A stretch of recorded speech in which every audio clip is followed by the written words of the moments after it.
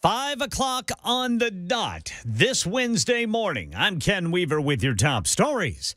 Could be snow later this week, and some of it could stick. It's not going to be straight snow showers everywhere. Some spots are going to see some rain mix in. We could very well see up to an inch of snowfall, though, in some of those higher elevations. A lot of the accumulation, because this should be relatively wet snow, should stick to grassy areas. But remember, overpasses and bridges tend to follow the air temperature very closely. So if we get down near that freezing mark, that's where we could very well find some slick spots. This would be for Friday morning, going into the early part of the afternoon until we can start to warm things up through the second part of our day. All right. Stefano DiPietro, he'll be back in 5 minutes for another look at the full forecast. Also, a traffic update. Well, the Secretaries of State and Homeland Security to be in Mexico today to try to get that nation to stop the flow of people hoping to cross into the United States. Andy Field says Mexico's asking for several things in return. Mexico's president says the surge of migrants won't ease until the U.S. helps countries they are fleeing with more development aid, saying better economies will give those migrants incentives to stay where they are. The Mexican president will also encourage Secretary of State Blinken and Homeland Security head Mayorkas to also ease sanctions on Cuba and Venezuela. The U.S. wants Mexico to do more to stop those migrants well before they reach the U.S. border. Yeah, yesterday, Mexican authorities did not attempt to stop a caravan of about 6,000 migrants, many from Central America and Venezuela. They just walked right on through Mexico's main inland immigration inspection point near the Guatemala border. Right now in Tennessee, tornado recovery update. More than 2,500 Tennesseans have filled out paperwork for federal assistance since the December 9th outbreak. Channel 4 says those needing help can go to the Clarksville Montgomery County Library to sign up. It's just been rough. It took a toll on me. It took a toll on my Christmas. I didn't think about the magnitude of having a warm cooked meal. But when you miss a few warm cooked meals, then it tends to hit you a lot. Yeah, warm cooked meals in Hendersonville. The food pantry there says it needs donations. The death toll from the December 9th tornado outbreak in Middle Tennessee, 7 lives, 4 in Clarksville and 3 in Madison. Market Numbers report. Market Numbers brought to you by Beacon Capital Management, online at beaconcm.com. Here's Daria Albinger. Indexes posting gains on the last trading week of 2023. The Dow up 159 points. The Nasdaq gained 81 points and the S&P up 20. Despite higher prices, Americans ramped up their spending during the holiday season. MasterCard Spending Pulse found sales from the beginning of November through Christmas Eve climbed 3.1%. Americans are expected to spend nearly $30 billion on gift cards this holiday season, but many of those cards will be unused. Bankrate found nearly half of American adults had at least one unused gift card worth an average of $187. That's a total of $23 billion in unspent money. It was a very Merry Christmas for The Color Purple. The musical reboot opened to $18.1 million on Monday, the second best Christmas Day opening of all time, not adjusted for inflation. Sherlock Holmes from 2009 holds the record with $24.6 million. All right, checking futures ahead of this morning's opening bell on Wall Street. Dow futures up 2, S&P flat, Nasdaq flat. That's the latest news. Traffic and weather next. I'm Ken Weaver, WTN News.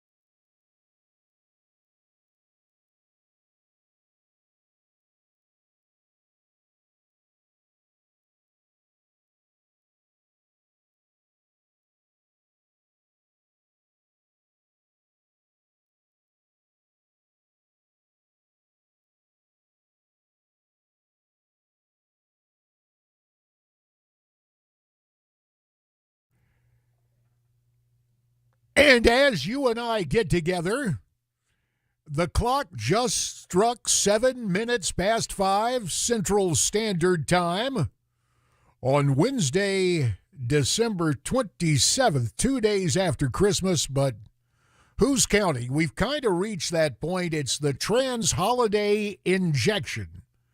We love Christmas. In fact, Christmas remains in the news as, surprise, surprise, people try to play politics with the good Lord. We'll get to some of that. By the way, recovering United States Congressman J.D. Hayworth of Arizona in for our pal Dan Mantis, enjoying some time off.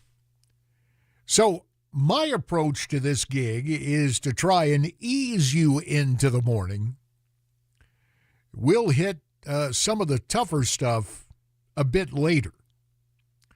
But if you're like me, and I mean, there are skilled professionals who handle this schedule all the time. Take, for example, morning producer Mason, able to handle these hours. And, of course, Dan the Man has incorporated the Dark 30 thing into his daily regimen. But those of us invited to get a glimpse of this schedule and maybe even a glimpse, which would be what, a combination of a glimpse and an eclipse?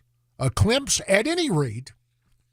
In addition to having difficulties with voice and diction, it's an interesting schedule to get on. Now, like a lot of guys in my demographic, I become a sports schlub, especially college football. The bowl games come on, and I mean not even the big stuff for New Year's, and then all the attendant extrapolations now with the playoff system and all of that. I mean, the bowl games can be about anything. And yesterday, as I returned to the Hayworth Hacienda, given the time difference between East and West, those bowl games were underway. And so it was a day pretty much of anesthesia by football. And the coulda, woulda, shouldas of life grabbed a hold of me last evening when I watched the school I came close to signing with, and to their eternal relief, that didn't happen. But the bowl game going on in my backyard, as it were, at Chase Field in Phoenix, the home of the Arizona Diamondbacks, converted for college football, and the Rock Chalk Jayhawks of Kansas, where I almost went to school, whipped up on Nevada, Las Vegas. But such was my commitment to you this morning that I turned it off early in the fourth quarter. I made sure that KU had scored again. Things had gotten close, but I said, well, it ain't my alma mater. It's a near miss. I'm happy to see these boys doing well, since usually you think about that particular school and basketball. But I got to go to bed because I have a commitment to the people of Music City, USA, and Middle Tennessee to take over for Dan the Man and do the morning show. Which leads me to my real discovery and my real purpose here this morning, and that is to express my delight in day after Christmas dinner. Now, I don't know if it happens at your place the way it does at mine, but the lovely Miss Mary, dynamite in a small package, looks as good as she cooks, and that's mighty fine. Miss Mary put together another of her masterpieces, and it's one of those deals. Do you do the same thing at your place? where we have the big turkey and all the trimmings for Thanksgiving. And then Miss Mary repudiates it. Well, I'm just not going to do it again. And then, sure enough, when Christmas rolls around, it's time for a repeat within basically a 1-month period. But getting back, and after a little nap interspersed with football, it was mid-afternoon and time to replay the meal of the day before. Raiding the fridge, getting that, and I'm making a conscious effort to call it what it is, dressing. I mean, I think of that great stuff. I've called it stuffing since I was a little kid, but it doesn't go up inside the turkey guts. It's cooked separately, that big pan. And, of course, as Southerners who ended up in the Southwest, Miss Mary, sales alert, I'm going to drop one of my favorite brand names, given my culture and heritage growing up watching country music on TV, Martha White cornmeal. I still go back and watch those YouTube spots with T. Tommy and the gang with Flatt and Scruggs from back in the Stone Age with the lovely Miss Ann Abbey of Martha White Kitchens. Anyway, and she was great. Thank you, Tommy. And she extol the virtues of whatever kind of holiday snacking. Oh, yeah, that's right. The one you want to go look up as a broadcast curiosity, T. Tommy and Miss Ann Abbey of Martha White Kitchens extolling the virtues of, Martha White Date Nut Loaf. Not as heavy as fruitcake. Well, anyway, I'll leave my nostalgic look back at Martha White monochromatic spots in the Broadcast Museum in my head where it belongs. You've been invited to check it out. But I mean, just everything is so great. The green bean casserole, the dressing, stuffing. Sorry to go Joe Biden on you, but old habits die hard. And then there's this pear salad that as a grown man I stayed away from, but the whole family is chowing down on this stuff like it's dinner table candy. And I finally availed myself of some of that. So I'm just kind of curious. Are you like me? It's not only Christmas dinner, it's the day after, and maybe a few days after that.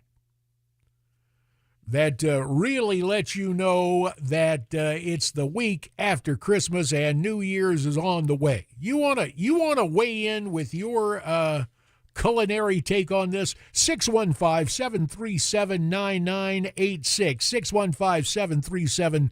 615-737-WWTN. You want to email me directly? It's real simple.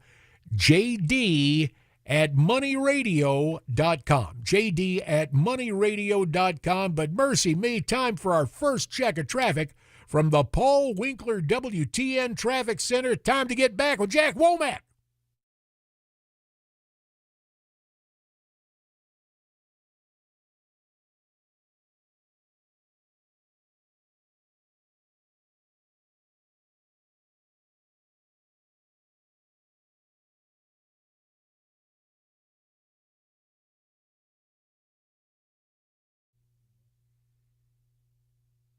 And we continue on. That's my cue. Thanks, Jack. I better come back.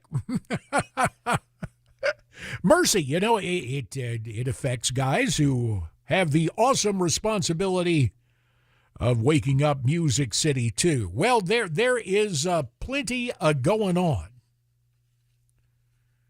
What was that great holiday theme of I guess this was still the late 80s. Planes, Trains, and Automobiles, Steve Martin, the late John Candy, right? I'm not trying to remember all the folks in the movies, but I don't want to confuse it with one of the Home Alone features. Anyway. It's John Candy and Steve Martin. I was right about that. Yeah. Thank you, morning producer Mason, for helping a guy as the pilot light begins to flicker, but not quite as flickering as old Joe Biden's pilot light. So it's good to know that. Well, that was a pretty good movie. Wasn't my all-time favorite. Probably National Lampoon's Christmas Vacation. Still ranks as the greatest. And me own sainted mother. My folks would make it out to the desert from my native North Carolina Christmases past when they were celebrating on this side of eternity. And my mom, it was just that whole thing about the ancient folks who would show up for Christmas dinner. And, all the attendant John Hughes hilarity, which really came from two National Lampoon short stories. Let's see, it was Christmas 59 was Christmas Vacation, and the other was Vacation 58. And so those John Hughes short stories in National Lampoon gave birth to the cinematic masterpieces. But I think we can run this audio before we got to do some business. The politics of grievance in this woke world, it looks like normal Americans have had their fill of it. So there's this guy, Tommy D. I'm not even going to mention his last name because he's like Warholian in search of his 15 minutes of fame. He goes up he wants to play the pronoun game. He's decided he's a girl. And he decides to register a grievance at LaGuardia at the Delta Airlines desk right there at the gate to get on the plane and get from NYC down to Hotlanta.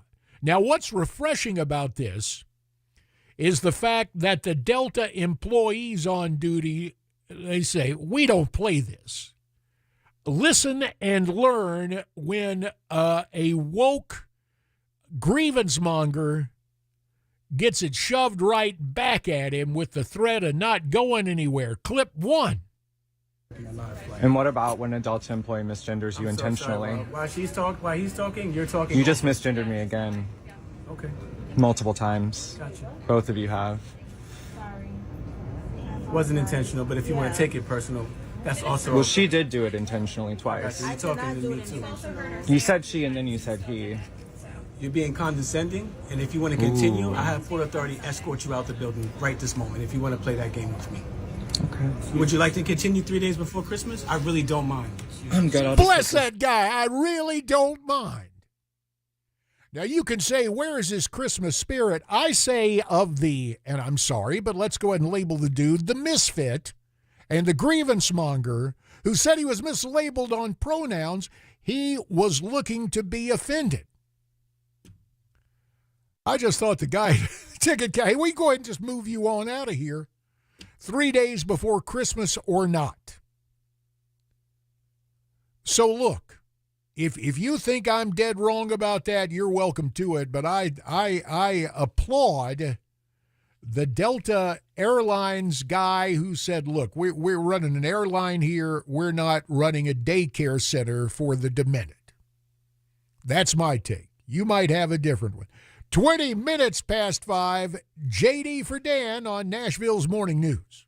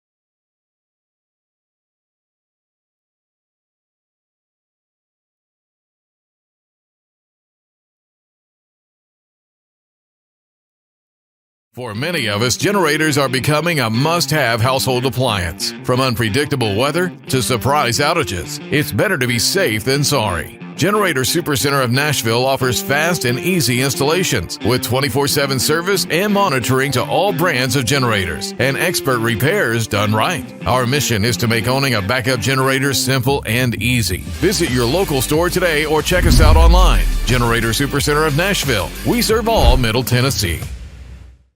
I wanted to touch on the history of Tethered and kind of how it came about. There was a handful of us that were already using similar equipment. At the time, however, you couldn't just go to the store and buy saddle equipment. It just didn't exist. And selfishly, we just were making gear that nobody else would make for us and that we wanted ourselves. And our goal was just to make enough to break even.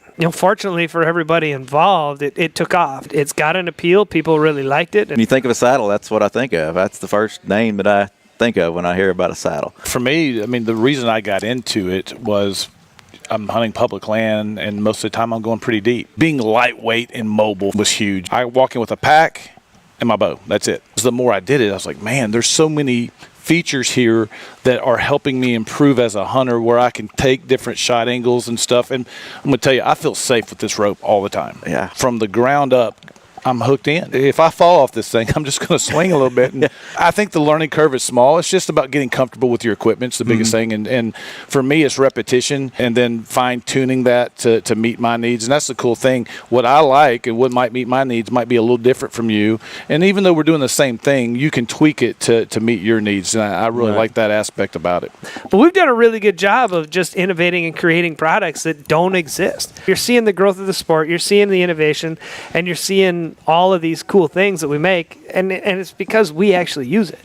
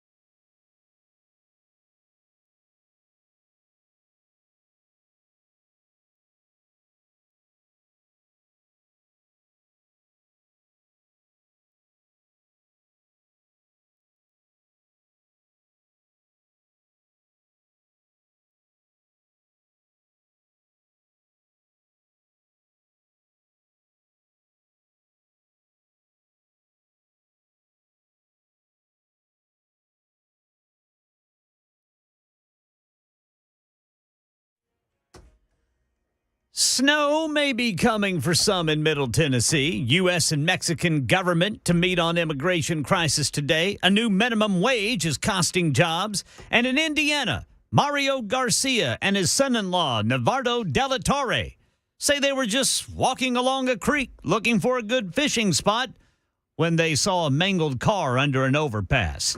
This story and more at 5:30 on Super Talk 99.7 WTN. And what about when an adult employee misgenders you intentionally? While he's talking, you're talking. You just misgendered me again. Okay. Multiple times. Gotcha. Both of you have. Sorry. Wasn't intentional, but if you want to take it personal, that's also. Well, she did do it intentionally twice. You're talking to me too. You said she and then you said he. You're being condescending, and if you want to continue, I have Port Authority escort you out the building right this moment if you want to play that game with me. Okay. Would you like to continue 3 days before Christmas? I really don't mind. Bless the heart of that guy. There's a Christmas spirit.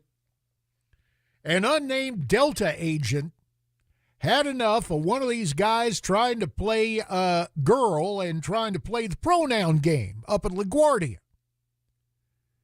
And this guy, I'll just call him Tommy D. I ain't going to list his last name because he thinks he's some sort of big-time crusader.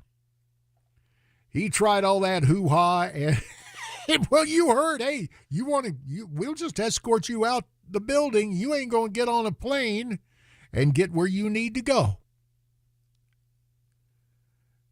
Now, you may say, JD, where is your Christmas spirit?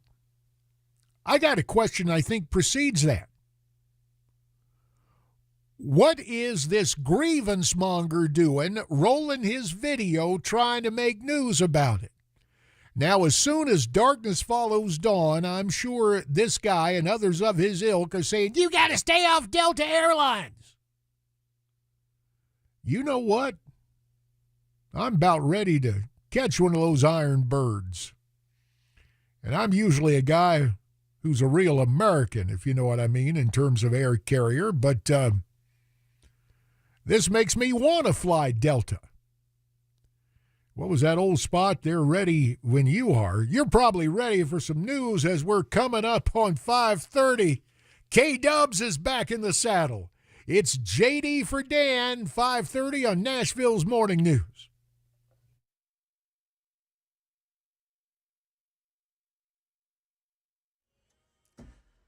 5:30 on the dot this Wednesday morning. I'm Ken Weaver with your top stories, and here comes the first snow of the season for some of us in Middle Tennessee. This is not a shut the city down kind of snowfall, but it is the first snow of the season, and some areas could run into some slick spots. This is also going to mix in with rain in some areas, so not the entire mid-state is going to see straight scattered snow showers the entire time. The timing of this, though, Friday morning and into the first part of our afternoon, then we should see a lot of that taper off by the evening. All right. Stefano DiPietro will be back in 5 minutes along with Jack Womack for the full forecast and traffic.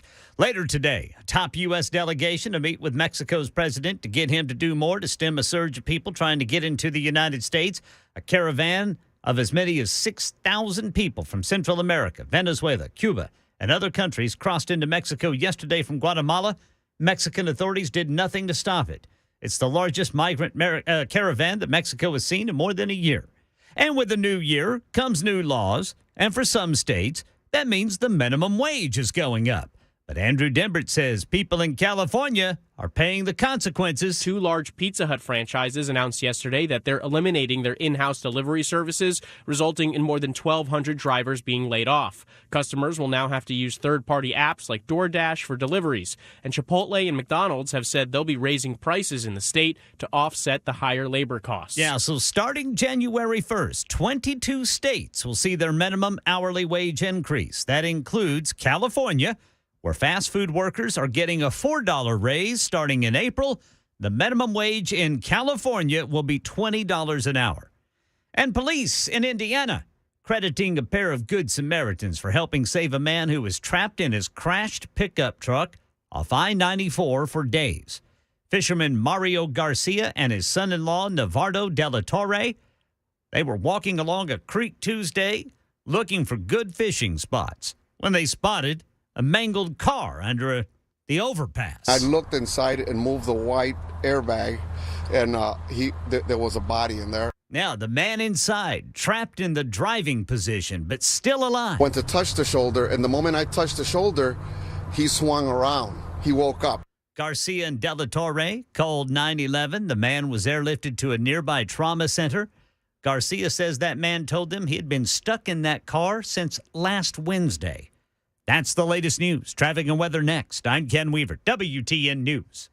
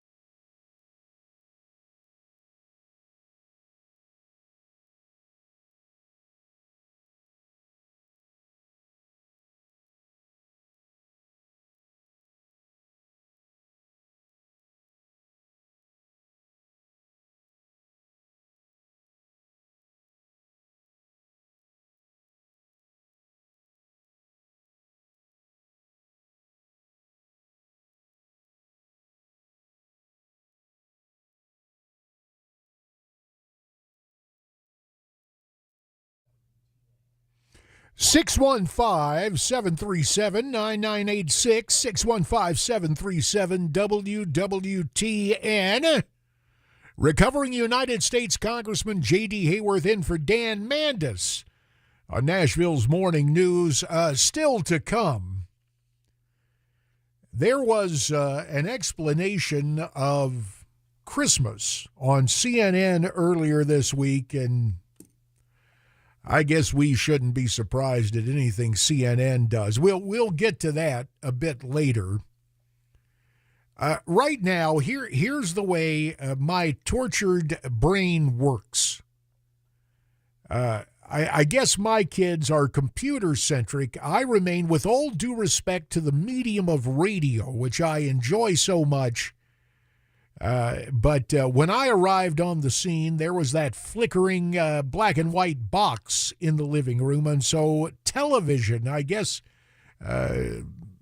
TV generation guy. So I'm focused as I'm reading the news this morning. I think of an old joke from All in the Family, back in the Stone Age when it was cutting edge and brand new, and Carol O'Connor as Archie Bunker was everybody's favorite bigot. And we really didn't look at what was happening in terms of pulling the strings using culture on a sitcom, which is what Norman Lear did very successfully. He Archie Bunkerized the American conservative movement. And since Dick Nixon was president at the time, there were a few anti-Nixon barbs thrown in with the eager help of CBS News.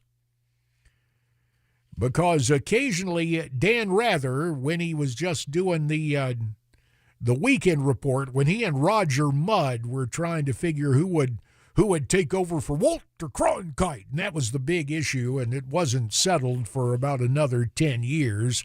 At any rate, there was a report, there's Dan Rather sitting there talking about President Nixon left the Western White House in San Clemente to visit the Florida White House in Key Biscayne. Like, yeah, it's a joke. Nixon, he never works. Yeah, what a dope. And conservatives are just like Archie Bunker. Well, the real-life story, of course, involves the current occupant at 1600 Pennsylvania Avenue, who ain't been spending time at what has become the world's most exclusive senior care center. Old Joe and his crime family have hit the road for the Virgin Islands, but at least they're going to the U.S. Virgin Islands. Am I right? Yes, sir, there's the 46th president. Now, he spent Christmas time up at Camp David. Formerly the presidential retreat Shangri-La, but Ike changed the name to that of his grandson, David Eisenhower, Camp David. And Biden hadn't changed that yet to Camp G, but give him time. I think these are naming rights, and since, okay. The point is, what I learned in D.C. during my 12 years of captivity in the Congress of the United States was personnel is policy. The people you've got in position to handle things, they are the policy. And old Joe is obviously not handling a dang thing. It's Camp David. Then they had to take a motorcade back because of inclement weather. They didn't want to put him on Marine One. But bright and early, or dark and early this morning, out of Joint Base Andrews, there goes old Joe off to the Virgin Islands. But he cares so much. Remember, this is old Scranton Joe. This is the old blue-collar guy. So now they're not even pretending like he's in charge. He's away. And as you heard Brother K-Dubs mention, looky who's gone down Mexico way. The Secretary of State, Tony Blinken, no truth to the rumor that he's part of the D.C. consulting firm Winkin, Blinken, and Nod, and in his company, the bald-headed rat, Alejandro Mayorkas. So they're down there cutting deals with AMLO, El Presidente del Mexico, and one guess what AMLO's after. Mo money, mo money, mo money. Do you think it's going to end up in the hands of Mexicans? Well, they're going to be in his hands and probably go into some Swiss bank account. That's what happens with a good chunk of foreign aid. So you got that going on. Meanwhile, Lloyd Austin, our Secretary of Defense, if you're scoring at home, and really it shouldn't be fun and games, but if you're scoring at home, now we are creeping up on the 200 mark of military incidents involving a strike on U.S. troops or interests in Iraq, in Syria, in what we call the Middle East. I think as of yesterday, we were up to 178. So SecDef Lloyd Austin issues a statement. U.S. military strikes against sites used to injure U.S. troops in Iraq on Christmas Day were, quote, proportionate. Now, the Democrats, when they get in charge, see, I got a simple rule. If the Democrats would treat the enemies of this country the way they treat Republicans, we would have no trouble whatsoever. But somehow the left has decided that the loyal opposition is their mortal enemy. And as we've been pointing out, and Congressman James Comer of Kentucky pointed out, it sure was a very happy 2023 for the Biden crime family. They've tucked away about $20 million worth of enemy money. Chinese, the Ukraine. I mean, that's money well spent, right? Look at the cajillions we've sent to Ukraine. So you see what's going on here. But I'm just wondering, to have Lloyd Austin talk about that proportionate strike, was it like when Clinton, we're gonna hit that aspirin factory over there, and we're gonna be careful because there's a guy probably sweeping up at night, as Clinton said at one of his fundraisers. Hey, there's some guy trying to feed his family. Boy, that good cross-cultural empathy. Oh, mercy. Get me out of here. You probably want to tell me where to go, but from the Paul Winkler WTN Traffic Center, as we fast approach 14 minutes till 6, Jack's got it all back. Mercy.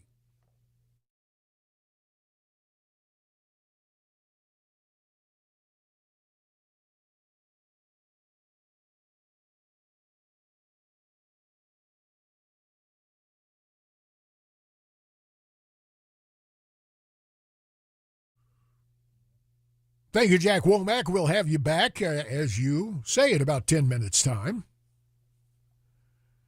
So this is your America. The 46th president stays on vacation. And maybe that's a good thing. But the crowd in charge, and, actually there was an act of journalism committed, I think, over the summer. A reporter actually decided to tail the cars leaving 1600 Pennsylvania Avenue and going up to the Obama compound in the exclusive Northwest D.C. neighborhood of Kalorama. And it's pretty obvious what's going on. The Biden administration is King Obama's third term. They're in conjunction with George Soros and other American-hating billionaires. Barack Hussein Obama works his magic. They just ain't nothing like it. And it is a sad tale of woe. Man, this has got me so depressed. I don't even know if I want to go to the fiction The political spin that was put on CNN in preparation for Christmas. Morning producer Mason, should I run this now or just wait? I mean, this thing, it'll fire folks up. Well, maybe I guess we got to wake people up and let them know what's going on. Catholic priest Father Edward Beck on CNN, which of course stands for Conservative No Never, and you can think of your own acronym for what they do to the gospel message at Christmas time. Listen to how Father Edward Beck explains Christmas. This is clip 2. The story of Christmas is about a Palestinian Jew. Now, how often do you find those words put together? A Palestinian Jew born into a time when his country was occupied, right? They can't find a place for her to even give birth, his mother. They're homeless. They eventually have to flee as refugees into Egypt, no less. I mean, you can't make up the parallels to our current world situation right now. But you just did. You just made up the parallels. Because as my old buddy, and for purposes of full disclosure, a guy for whom I fill in on his national broadcast, Eric Erickson, a former seminarian, reports, you got to just understand where the world was. Jesus was not born a Palestinian because it's real simple history. Judea was a geopolitical subdivision until the Byzantine reorganization of the 5th century, changing the name to Palestine. Before that, when the Romans took control and Christ entered human history a century before the Romans said Syria Palestina is a thing. But, of course, that doesn't make any difference. You know, and I know this is not, the offense of messing with Christianity, it's equal opportunity, it's nonpartisan. I had a pal that would call me on the radio, a guy I served with in Congress, guts up Republican, and he'd talk about the GOP, and I said, hey, understand something. Matthew was a publican, not a Republican. So there's no reason to partisanize the good Lord. But what should stick with all of us is this question from the good book. Who do you say that I am? 9 minutes till 6, JD for Dan, Nashville's Morning News.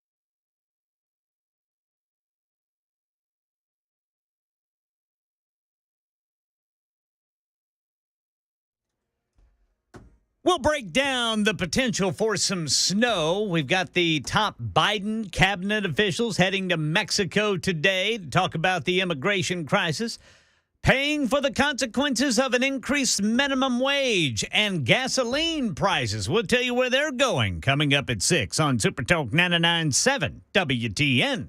The story of Christmas is about a Palestinian Jew. Now, how often do you find those words put together? A Palestinian Jew born into a time when his country was occupied, right? They can't find a place for her to even give birth, his mother. They're homeless. They eventually have to flee as refugees into Egypt, no less.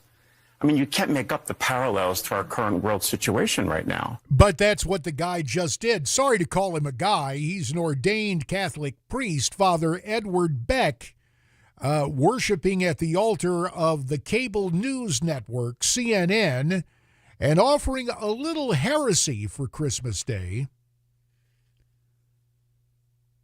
Now, maybe it's a thought experiment, but I think it's just pretty much propaganda. Another guy charmed the CNN Vatican correspondent. Now, if Jesus were born today, he would be born in Gaza under rubble. No, he wouldn't. Look, simple geography. Bethlehem on the West Bank, not Gaza. And Palestine was not a thing in human history until 100 years after the good Lord intervened in our history by sending the Christ. But hey, what's accuracy in terms of history or theology when you've got propaganda to push? Oh, by the way, Palestinian protesters in a Tennessee town just in time to shop before Christmas. I'll have that and more. It is 5:58. JD for Dan, Nashville's Morning News.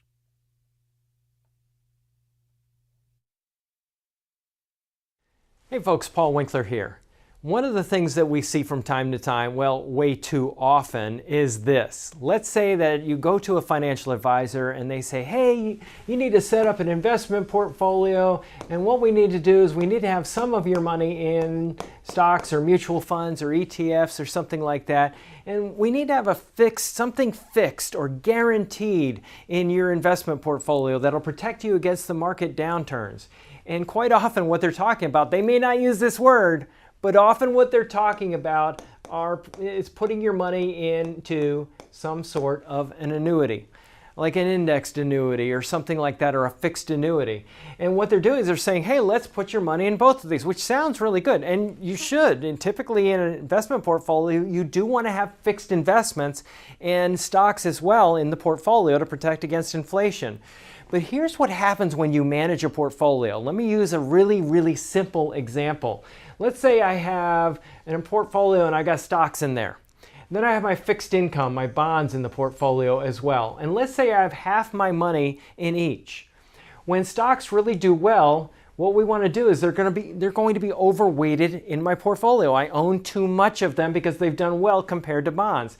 It was supposed to be half and half, and now maybe it's 70% stocks and 30% bonds, let's say, or something like that. So I want to sell some of this and buy some of that to bring it back to 50-50 and back and forth throughout time.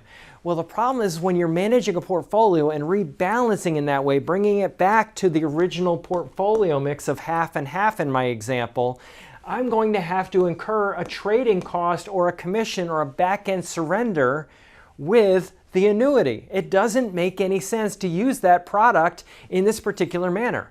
Why do people do it? Well, the reason quite often is this. Commissions are very high with these products. And a lot of firms, they actually require their advisors to recommend a certain amount of annuities for every person that walks in the door. Now, typically annuities are...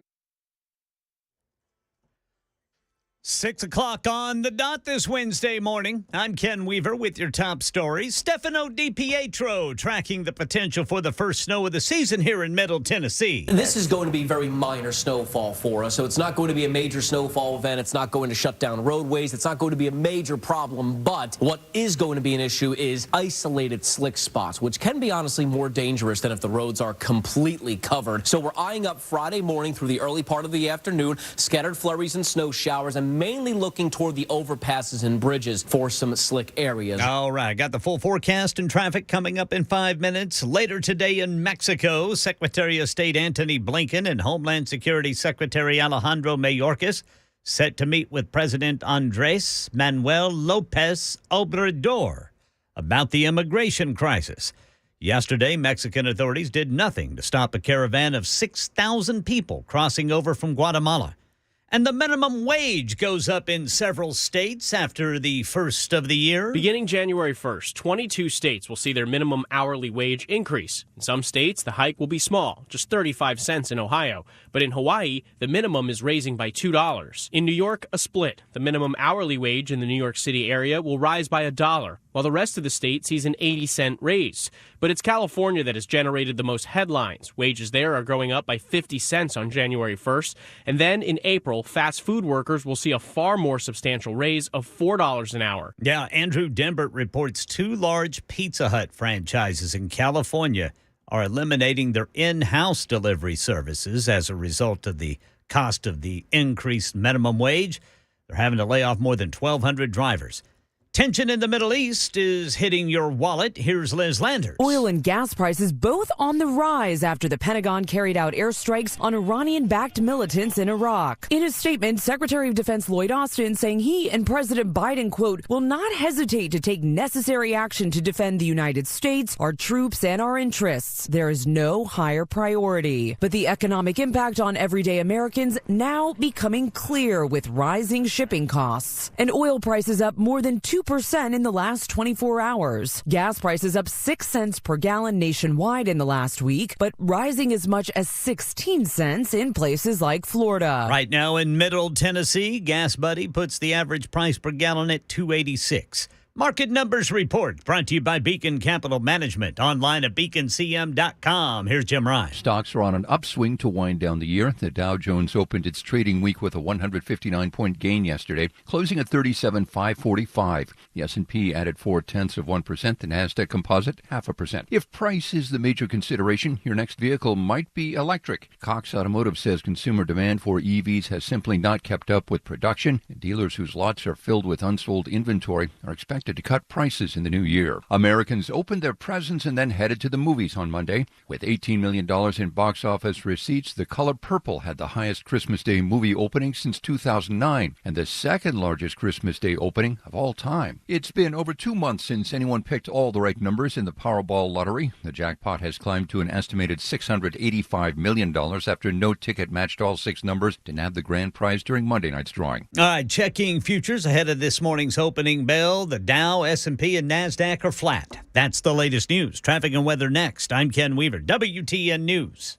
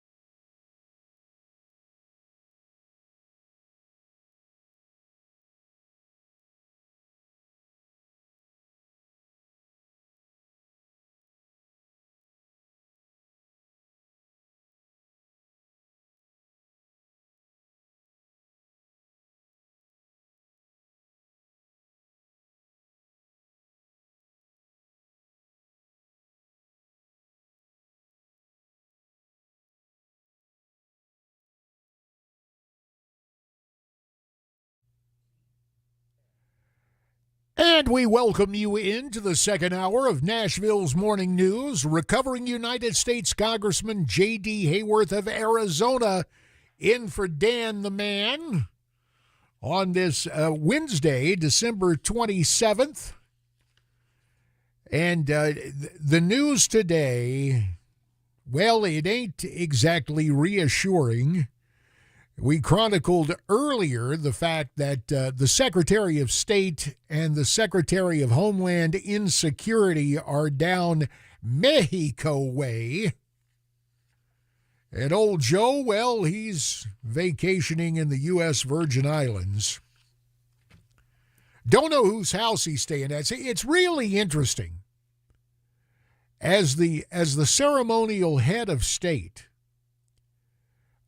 presidents are given more leeway for gifts and staying at people's places. Last time around for old Joe, he was, I forget who, deep-pocketed folks hosted him a year ago down in the Virgin Islands. Just suffice it to say, your basic Democrat donors.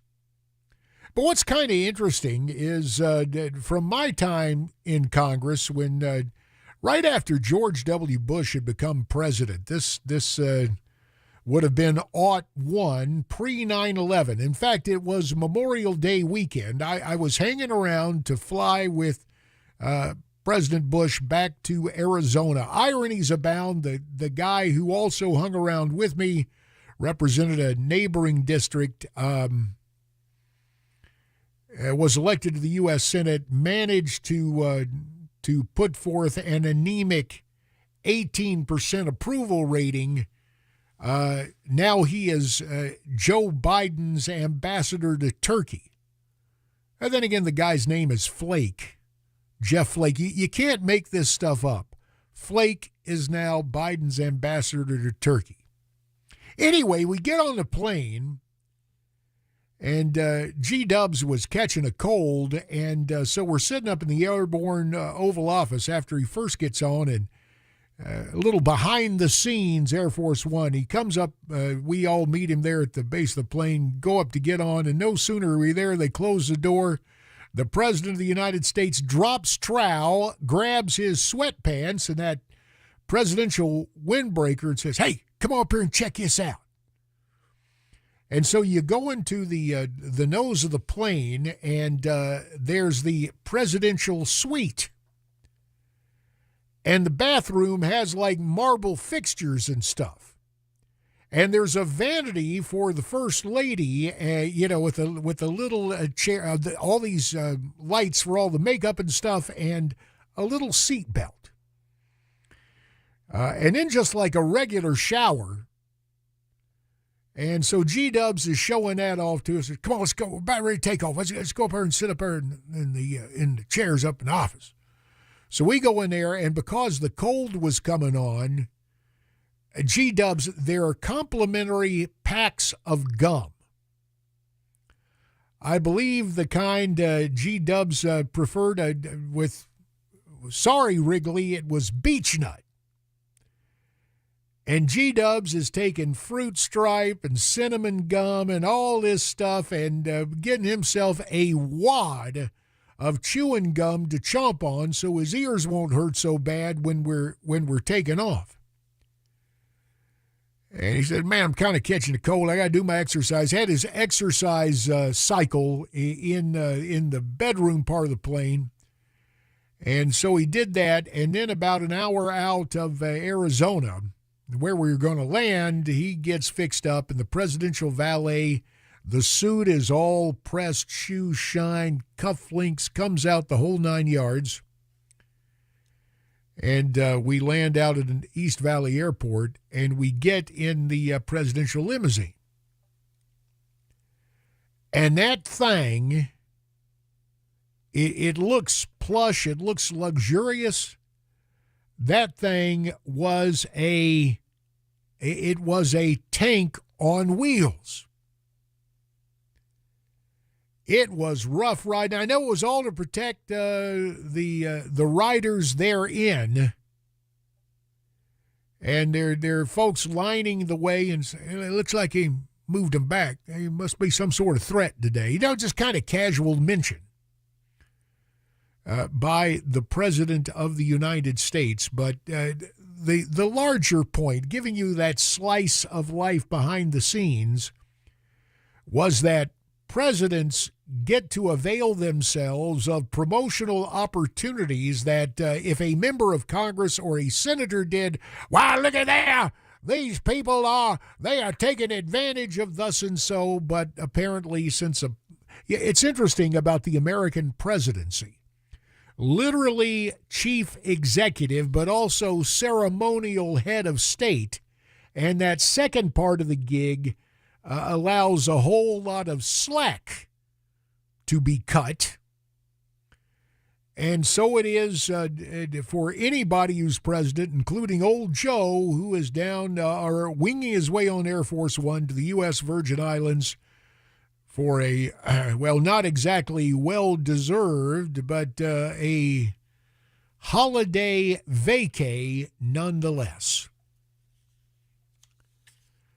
So it's interesting when we take a look at the headlines, and maybe you saw that we since news in the U.S. of A. Yes, there are obviously the attention is paid to Washington, but with still all the news networks, etc., headquartered in New York City. New York City, yeah, that's where you see a whole lot of demonstrations, and we've seen all the Palestinian protesters there.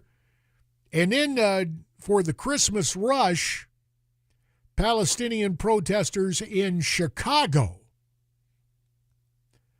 decided they were going to block the way for folks to get into O'Hare Airport.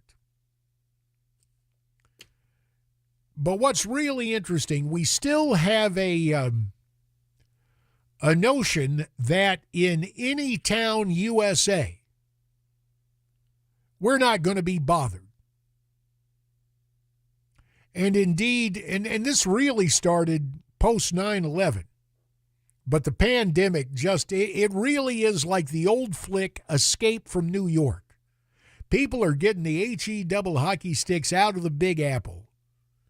Unless you're an illegal immigrant or a leftist grievance monger who has made this city your home and you want to go protest on the streets. But here is something everybody ought to think about. And that is what you see on your TV in the big cities may very well be coming to a relatively small town near you. Why, in fact, in mere moments, I will detail you what went on not too far from Nashville. Not exactly next door, but a drive down the interstate.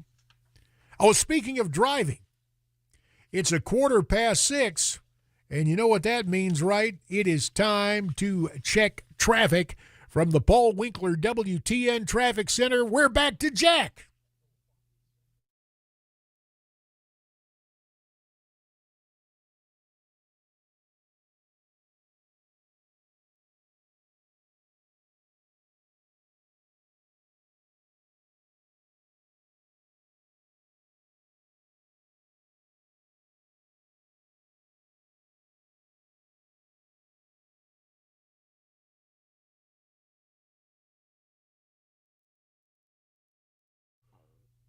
Thanks, Jack. As we rapidly close in on 16 minutes past the hour, forgive the plosive into the mic. My windscreen has windscreens in broadcasting, go on the mics, are kind of like socks in your clothes dryer. They disappear. So it's an occupational hazard. Hey, just one thing. I don't want you to think that that passengers aboard Air Force One don't get some sort of promotional swag to take home. The real hip thing they do have little boxes of presidential M&Ms. And so that becomes the treasured keepsake until, if you got kids who are in grade school, as we had at the time, they all get consumed rather than a piece of political memorabilia. Now, the story of Palestinian protests and you. I believe the name of the shopping area in Collierville was Carriage Crossing. And it was a Christmas Eve like any other Christmas Eve until the pro-Palestinian protesters decided to show up.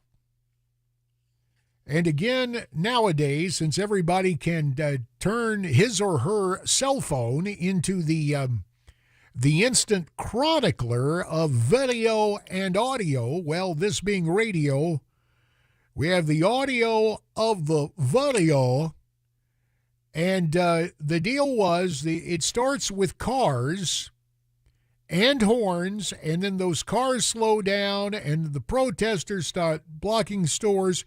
Take a listen to the cacophony of the car horns at Carriage Crossing in Collierville on Christmas Eve.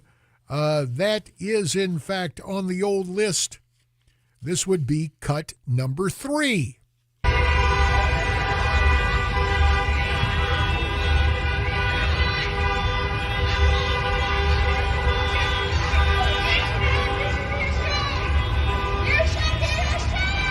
There's the clincher right there. The Palestinian protesters yelling at Collierville shoppers, "You should be ashamed." And understand, this is not like some sort of, well, I guess in a weird way, it's like a pep rally for Palestine, but the idea is not only are we going to get into your face, we are going to disrupt your routine, and for now, let's just leave it right there.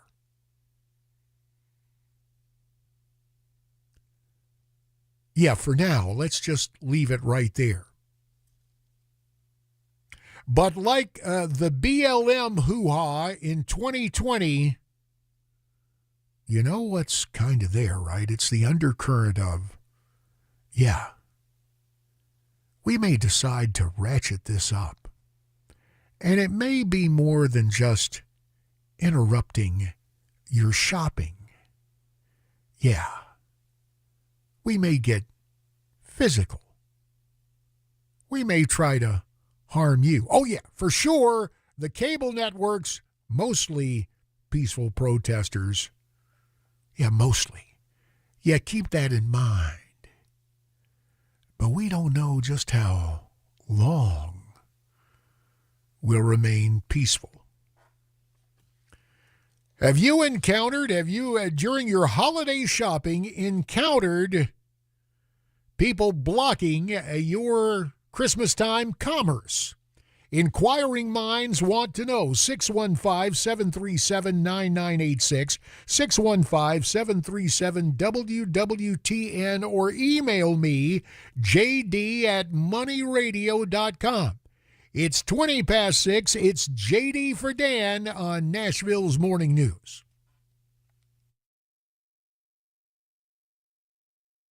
For many of us, generators are becoming a must-have household appliance. From unpredictable weather to surprise outages, it's better to be safe than sorry. Generator Supercenter of Nashville offers fast and easy installations with 24/7 service and monitoring to all brands of generators and expert repairs done right. Our mission is to make owning a backup generator simple and easy. Visit your local store today or check us out online. Generator Supercenter of Nashville. We serve all Middle Tennessee.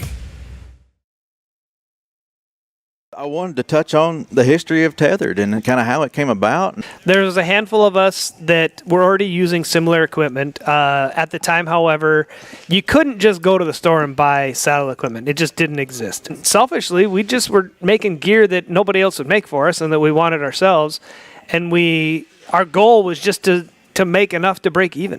Fortunately for everybody involved, it took off. It's got an appeal. People really liked it. When you think of a saddle, that's what I think of. That's the first name that I think of when I hear about a saddle. For me, I mean, the reason I got into it was I'm hunting public land, and most of the time I'm going pretty deep. Being lightweight and mobile was huge. I walk in with a pack and my bow. That's it. The more I did it, I was like, man, there's so many features here that are helping me improve as a hunter, where I can take different shot angles and stuff. And I'm going to tell you, I feel safe with this rope all the time. Yeah. From the ground up, I'm hooked in. If I fall off this thing, I'm just going to swing a little bit. And I think the learning curve is small. It's just about getting comfortable with your equipment. It's the biggest thing. And for me, it's repetition and then fine-tuning that to meet my needs. And that's the cool thing. What I like and what might meet my needs might be a little different from you. And even though we're doing the same thing, you can tweak it to meet your needs. And I really like that aspect about it. But we've done a really good job of just innovating and creating products that don't exist. You're seeing the growth of the sport. You're seeing the innovation.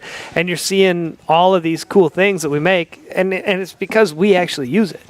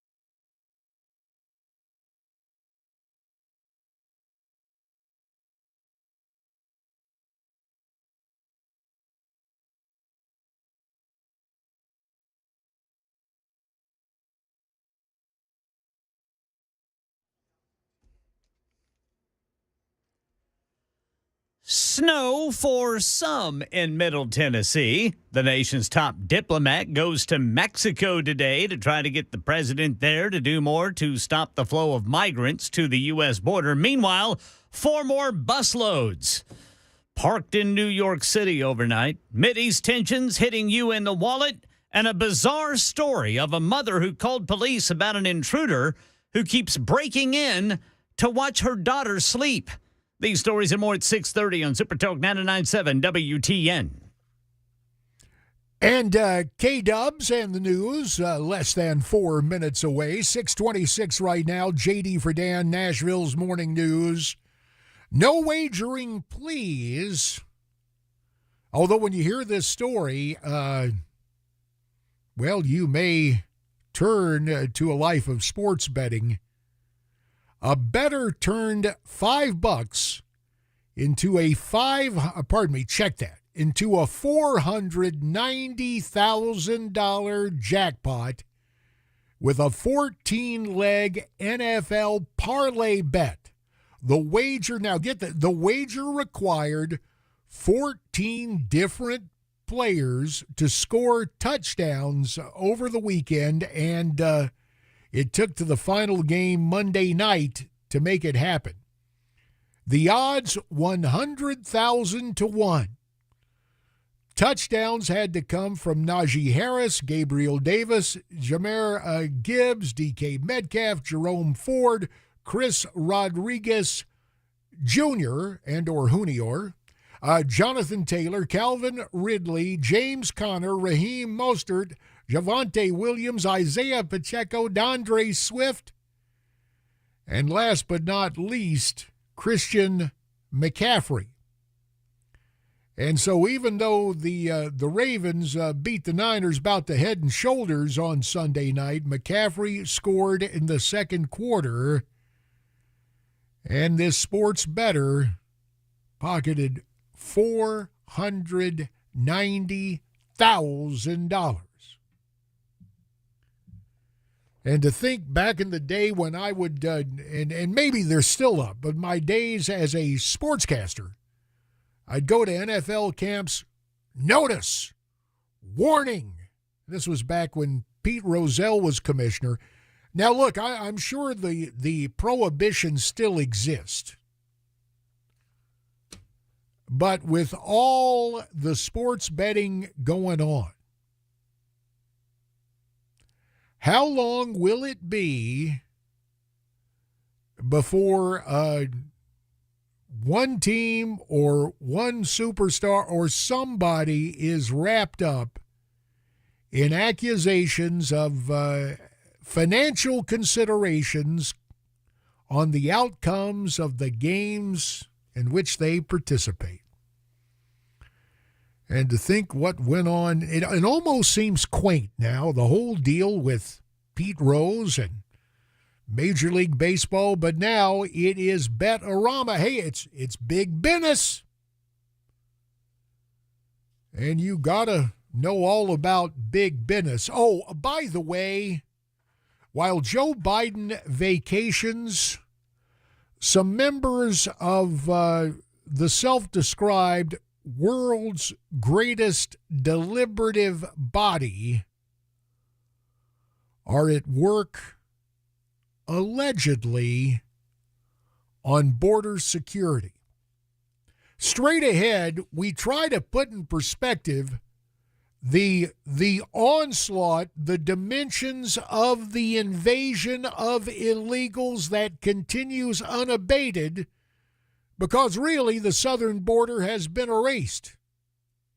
That and more straight ahead.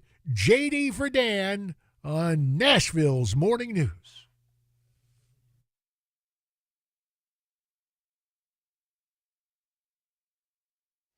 .30 on the dot. I'm Ken Weaver with your top stories, tracking the potential for some snow this week. Got the full forecast and traffic in 5 minutes.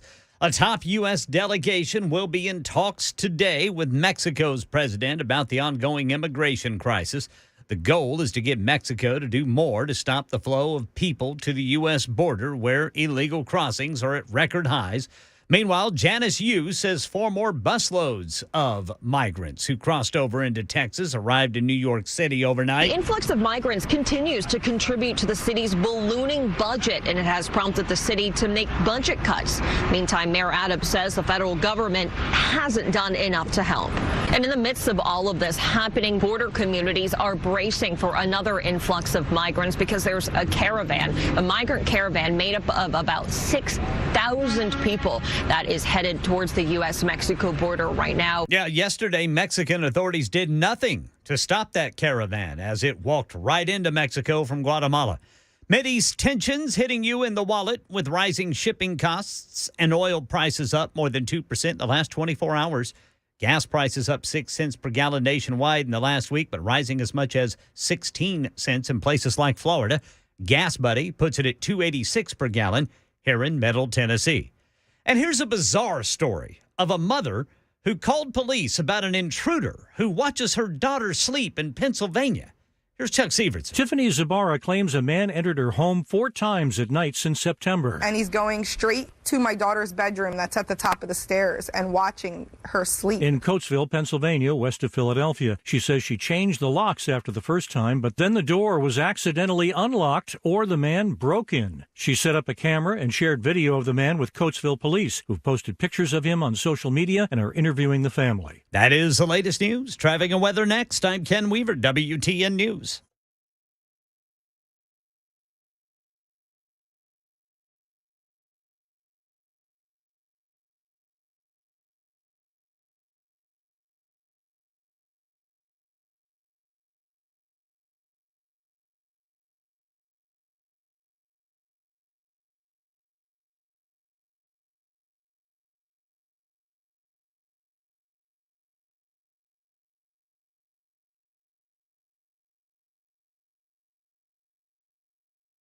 Awaken 180 is my solution for weight loss. Laughing, learning, friendships. Not the words normally associated with trying to lose weight. But with Awaken 180, you're not trying. Weekly weight loss while gaining the tools to keep it off. Free support for life, friends for life. Learn how over 17,000 clients succeeded with the solution for weight loss. Awaken 180!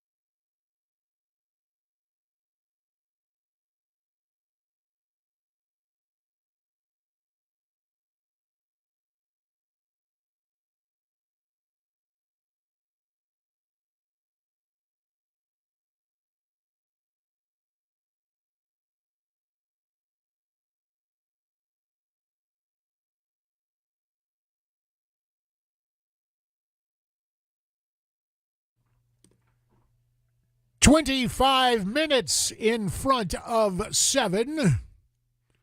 Mercy, did I jump in too soon? I'm ready to get back to it. Recovering United States Congressman J.D. Hayworth in for Dan Mandis, Nashville's Morning News. Yeah, so your United States Senate,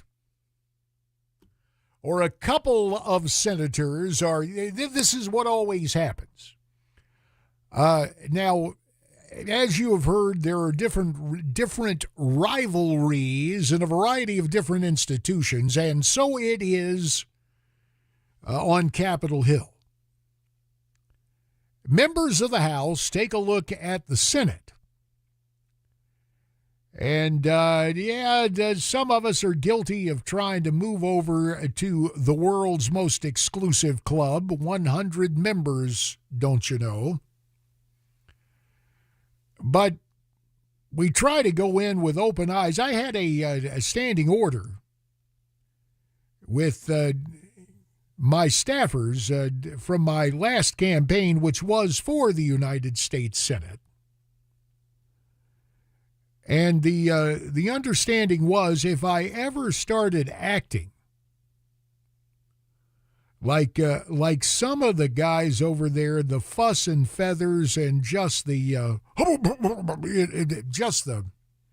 arrogance, that my staffers had absolute permission to come right up behind me and kick me one right in the backside. Now, as I've pointed out,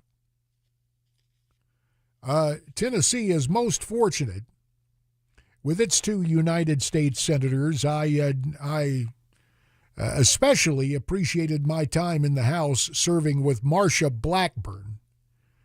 And I can remember one day when then Vice President Cheney came by, and of course he was toting water for the quasi-open borders amnesty plan of George W. Bush, and Cheney in his offhand way, well, presumably you have businesses in your district with employers who would like to hire these people.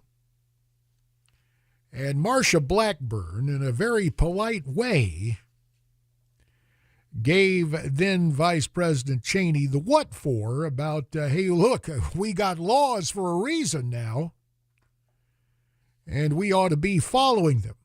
Now, as I have lamented, really post-amnesty, there was a general amnesty for illegals circa 1987. Simpson-Mazzoli was the bill signed by President Reagan. The bill had a strong enforcement component, but a not-so-funny thing happened to enforcement, starting in the term of Bush 41 and continuing on through William Jefferson Clinton, and obviously George W., and then Obama, forget about it. And now you see the mess. The only interlude worth noting is what went on when Donald John Trump occupied the Oval Office. We started to get a handle on things. At any rate, you're not going to rest easier. Old Mitch McConnell, who, by the way, is very interesting, Morning Consult.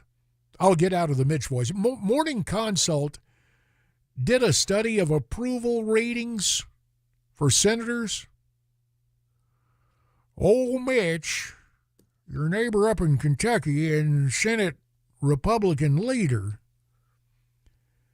Mitch, in terms of responses from the Kentucky electorate, Mitch finished 100 out of 100. His unfavorabilities were even higher than the Gold Bar fan, Bob Menendez of New Jersey, who I got to know in the House and got to loathe pretty severely. At any rate, here's what's going on. Mitch McConnell has designated Oklahoma senior Republican Senator James Lankford. Senator Lankford, the one-time Baptist pastor, is the kind of guy who turns the other cheek. If you're expecting a kind of Mike Huckabee, just because they both were pastors before going into politics, Lankford is much more passive.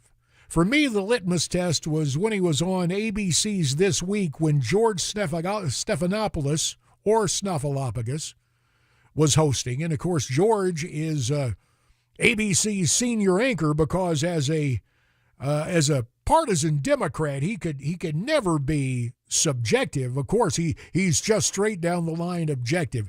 So every week when Snuffy is hosting that show, you get at least one straight-out leftist talking point. And the telltale sign for me was watching Langford. I forget the outrageous charge that Snuffy made, and Langford just lets it go.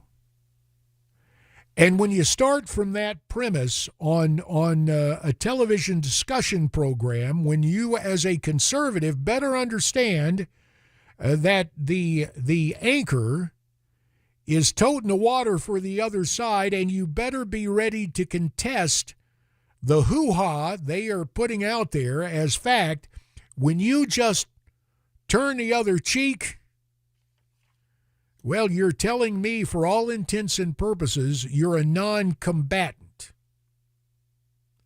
And understand that is exactly what's going on. When old Mitch McConnell says, now, I've designated Senator Langford to work on the border provisions of this agreement, what that means is Langford is going to go in and figure out, yeah, okay, what can we spend to accommodate these newcomers?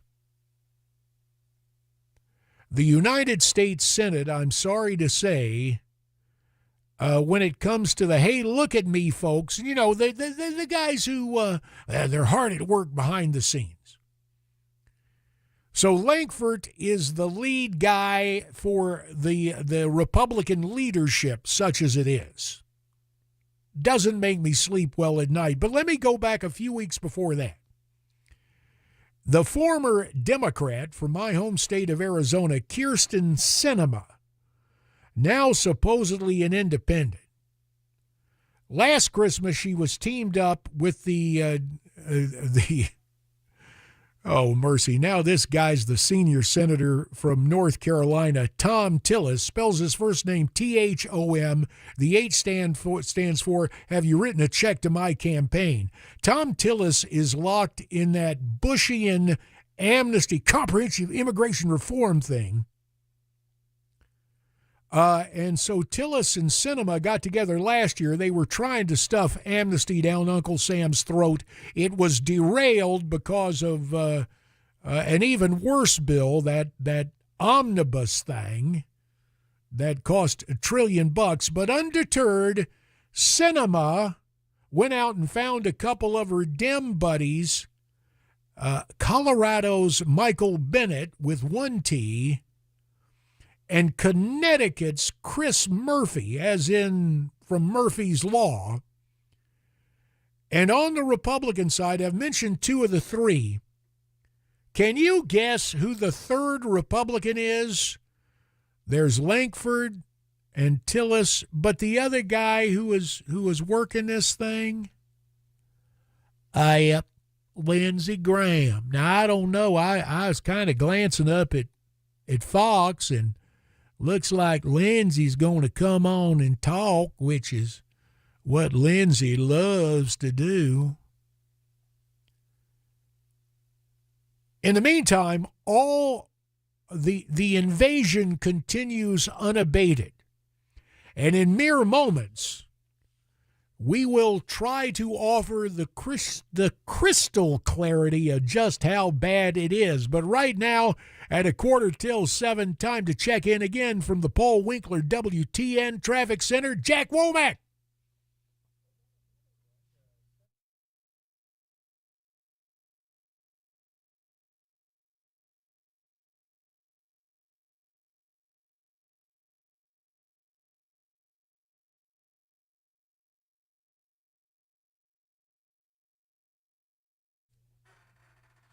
Thank you very much, Jack. And so those are the traffic conditions. And while everybody's kind of dealing with some fog there on the banks of the Cumberland this morning, back on the banks of the Potomac, there is a permanent kind of fog. But it takes a guy from Jersey to cut through it. Now, Jeff Van Drew came to Congress as a Democrat. He remained a Democrat for about a nanosecond. And then he got a clue. And the other day on Fox, he decided to clue all of us in on just how bad BAD it's gotten on the border. Take a listen to clip 4. Hold on just a second there. We will have it for you in mere moments as the buffering. The whole internet matchup things happen. So in mere moments, stand by for Congressman Jeff Drew, Republican of New Jersey, earlier this week on the Fox News Channel. Here it is, clip 4. Quite something. This is unbelievable. You couldn't make this up. And to put it in perspective as well, a few more months since Biden has been president, the number of illegal immigrants into this country will be pretty much the equivalent of a high population state like New Jersey or the city of New York. You can't make it up, but it's terrible. And it's not complicated. No, it's not complicated. Thank you, Congressman Van Drew. That's the other thing that happens. Whether it's the Arizona legislative cover girl, Kirsten Sinema, the Independent, or even your neighbor from Kentucky, Mitch McConnell, the talking point for all of these people who are trying to massage the open borders yin-yang is, well, this is a very complicated situation. No, it's not. Enforce the law. See, there are laws on the books. It's amazing when the laws are enforced. Guess what? People obey the law. But when you don't enforce the law, and when you set up incentives for people to break our laws, guess what? Those laws are going to be broken. And that is what is going on. Now, listen, I don't mean to impugn every member of the United States Senate, because there are some guts-up conservatives who are hanging tough on the border. But I just wonder, what do they have to lose in terms of going in and tying the place in knots? Rather than just complaining, you see, the tool that any senator has is to go in and start talking and to filibuster. Now, Ted Cruz did that a few years back, and we were told, oh, gloom and doom, and Republicans aren't gonna win the Senate. But I got to tell you, I think Cruz was pretty effective when he did his filibuster. It's about time for some conservatives to go down and tie the world's greatest deliberative body in knots. Speaking of Cruz, he's got a simple prescription as well, at least in terms of what's going on the border and why, and we'll get to that in mere moments. 10 minutes till 7, JD for Dan on Nashville's Morning News.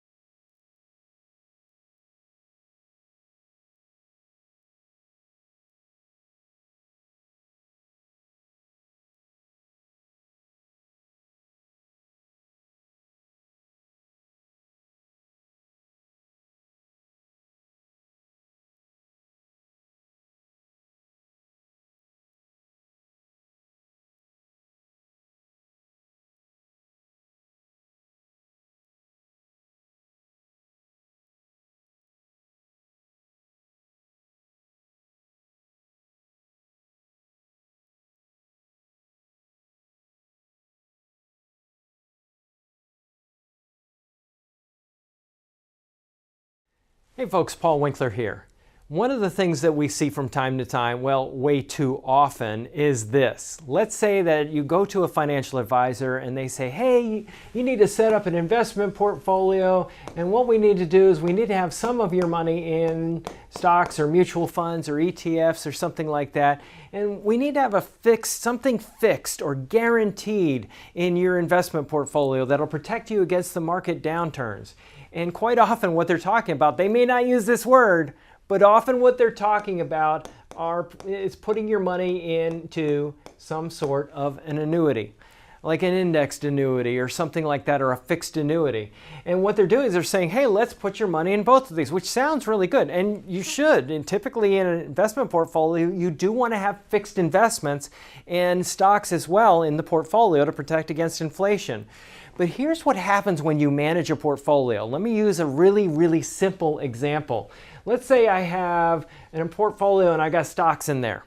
Then I have my fixed income, my bonds in the portfolio as well. And let's say I have half my money in each. When stocks really do well, what we want to do is they're going to be overweighted in my portfolio. I own too much of them because they've done well compared to bonds. It was supposed to be half and half, and now maybe it's 70% stocks and 30% bonds, let's say, or something like that. So I want to sell some of this and buy some of that to bring it back to 50-50 and back and forth throughout time.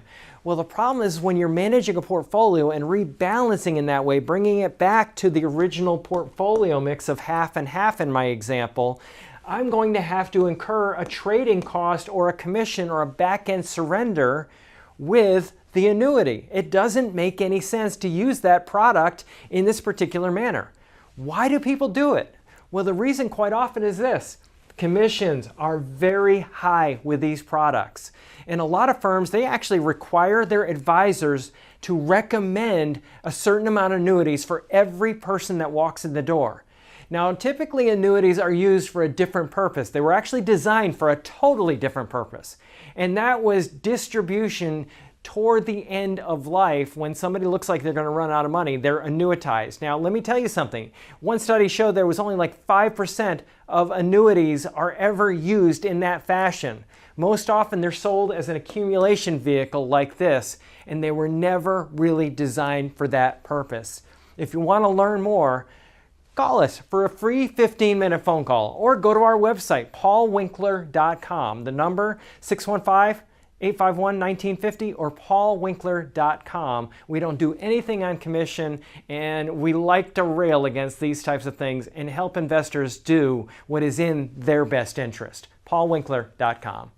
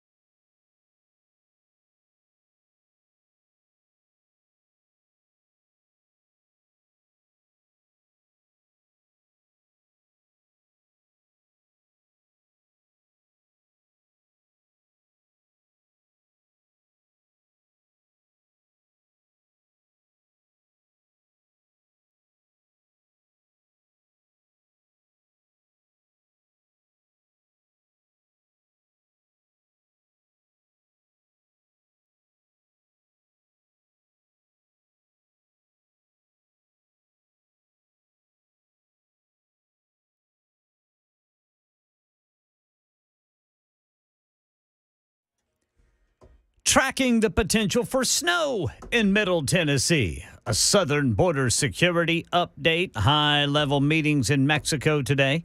Tension in the Middle East hitting your wallet.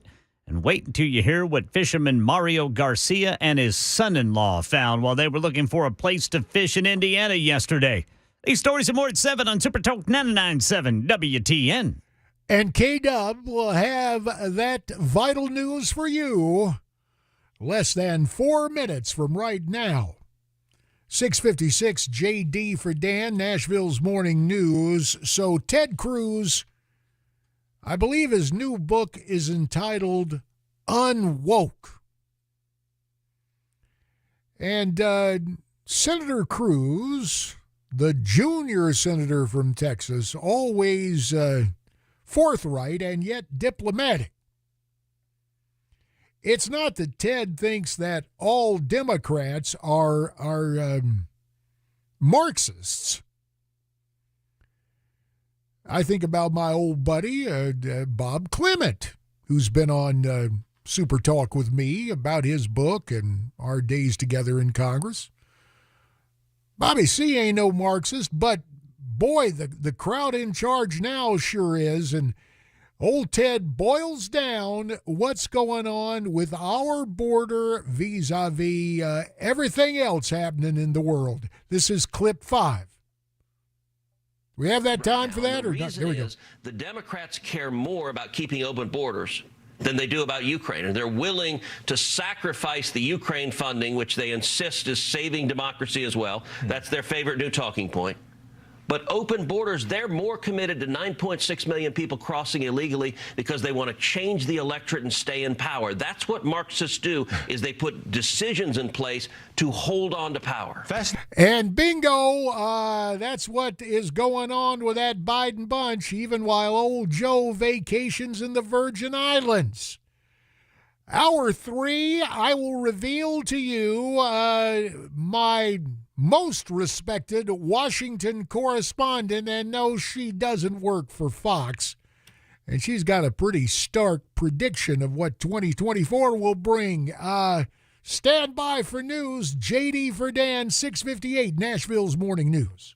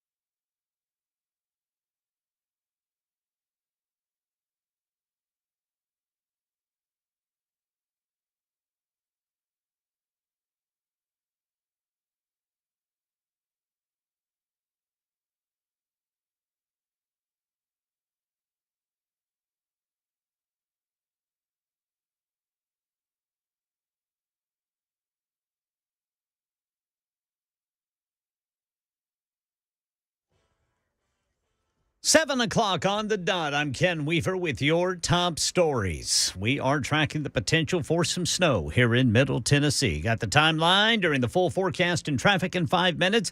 Had a close call this morning in Murfreesboro where police say a family of 5 safely made it out of a burning duplex around 3:30. Fire crews quickly attacked this fire. They put it out, but 2 cats died. One side of the duplex is a total loss, the one with the 5 family members. The other side, not that bad, still has people living in it. The fire marshal's office is investigating. The Red Cross notified to respond for the family of 5 for shelter, clothing, and food. This happened over there near Riverdale High School in Murfreesboro.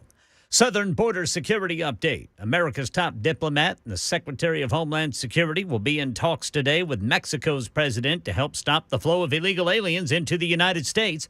Meanwhile, Janice Yu says 4 busloads of people who crossed illegally in Texas arrived in New York City overnight. This is just the latest in what has been an ongoing crisis for more than a year now for New York City. In fact, just last week alone, city officials say there were 4,000 migrants who arrived here in this city. As for that meeting in Mexico today, President Manuel Obrador says the surge of migrants won't stop until the U.S. helps the countries they are fleeing with more development aid. He wants the U.S. to ease sanctions on Cuba and Venezuela, too.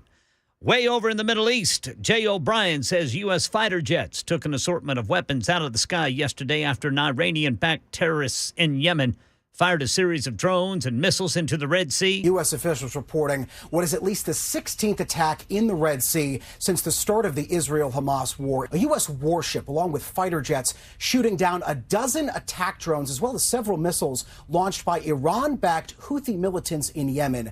No ships were damaged, and there are no reported injuries. Yeah, gasoline prices going up due to the Mideast tensions. Rising shipping costs and oil prices up more than 2% the last day. Gasoline prices up 6 cents per gallon nationwide in the last week, rising as much as 16 cents in places like Florida. Right now in Middle Tennessee, it's $2.86 per gallon on average, according to Gas Buddy. And the minimum wage is going to go up in many states after the first of the year. Andrew Dembert says there's some fallout in California. 2 large Pizza Hut franchises announced yesterday that they're eliminating their in-house delivery services, resulting in more than 1,200 drivers being laid off. Customers will now have to use third-party apps like DoorDash for deliveries. And Chipotle and McDonald's have said they'll be raising prices in the state to offset the higher labor costs. And police are crediting a pair of good Samaritans for helping save a man who was trapped in his crashed pickup truck off I-94 in Indiana for 6 days.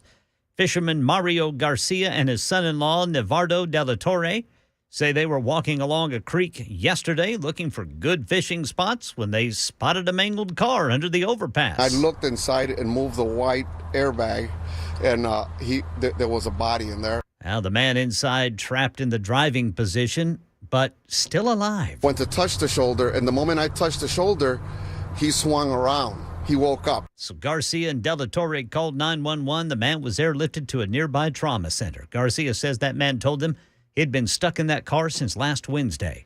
Market Numbers report. Market Numbers brought to you by Beacon Capital Management, online at beaconcm.com. Right now, Dow futures down 24. S&P is flat. NASDAQ is flat. That's the latest news. Traffic and weather next. I'm Ken Weaver, WTN News.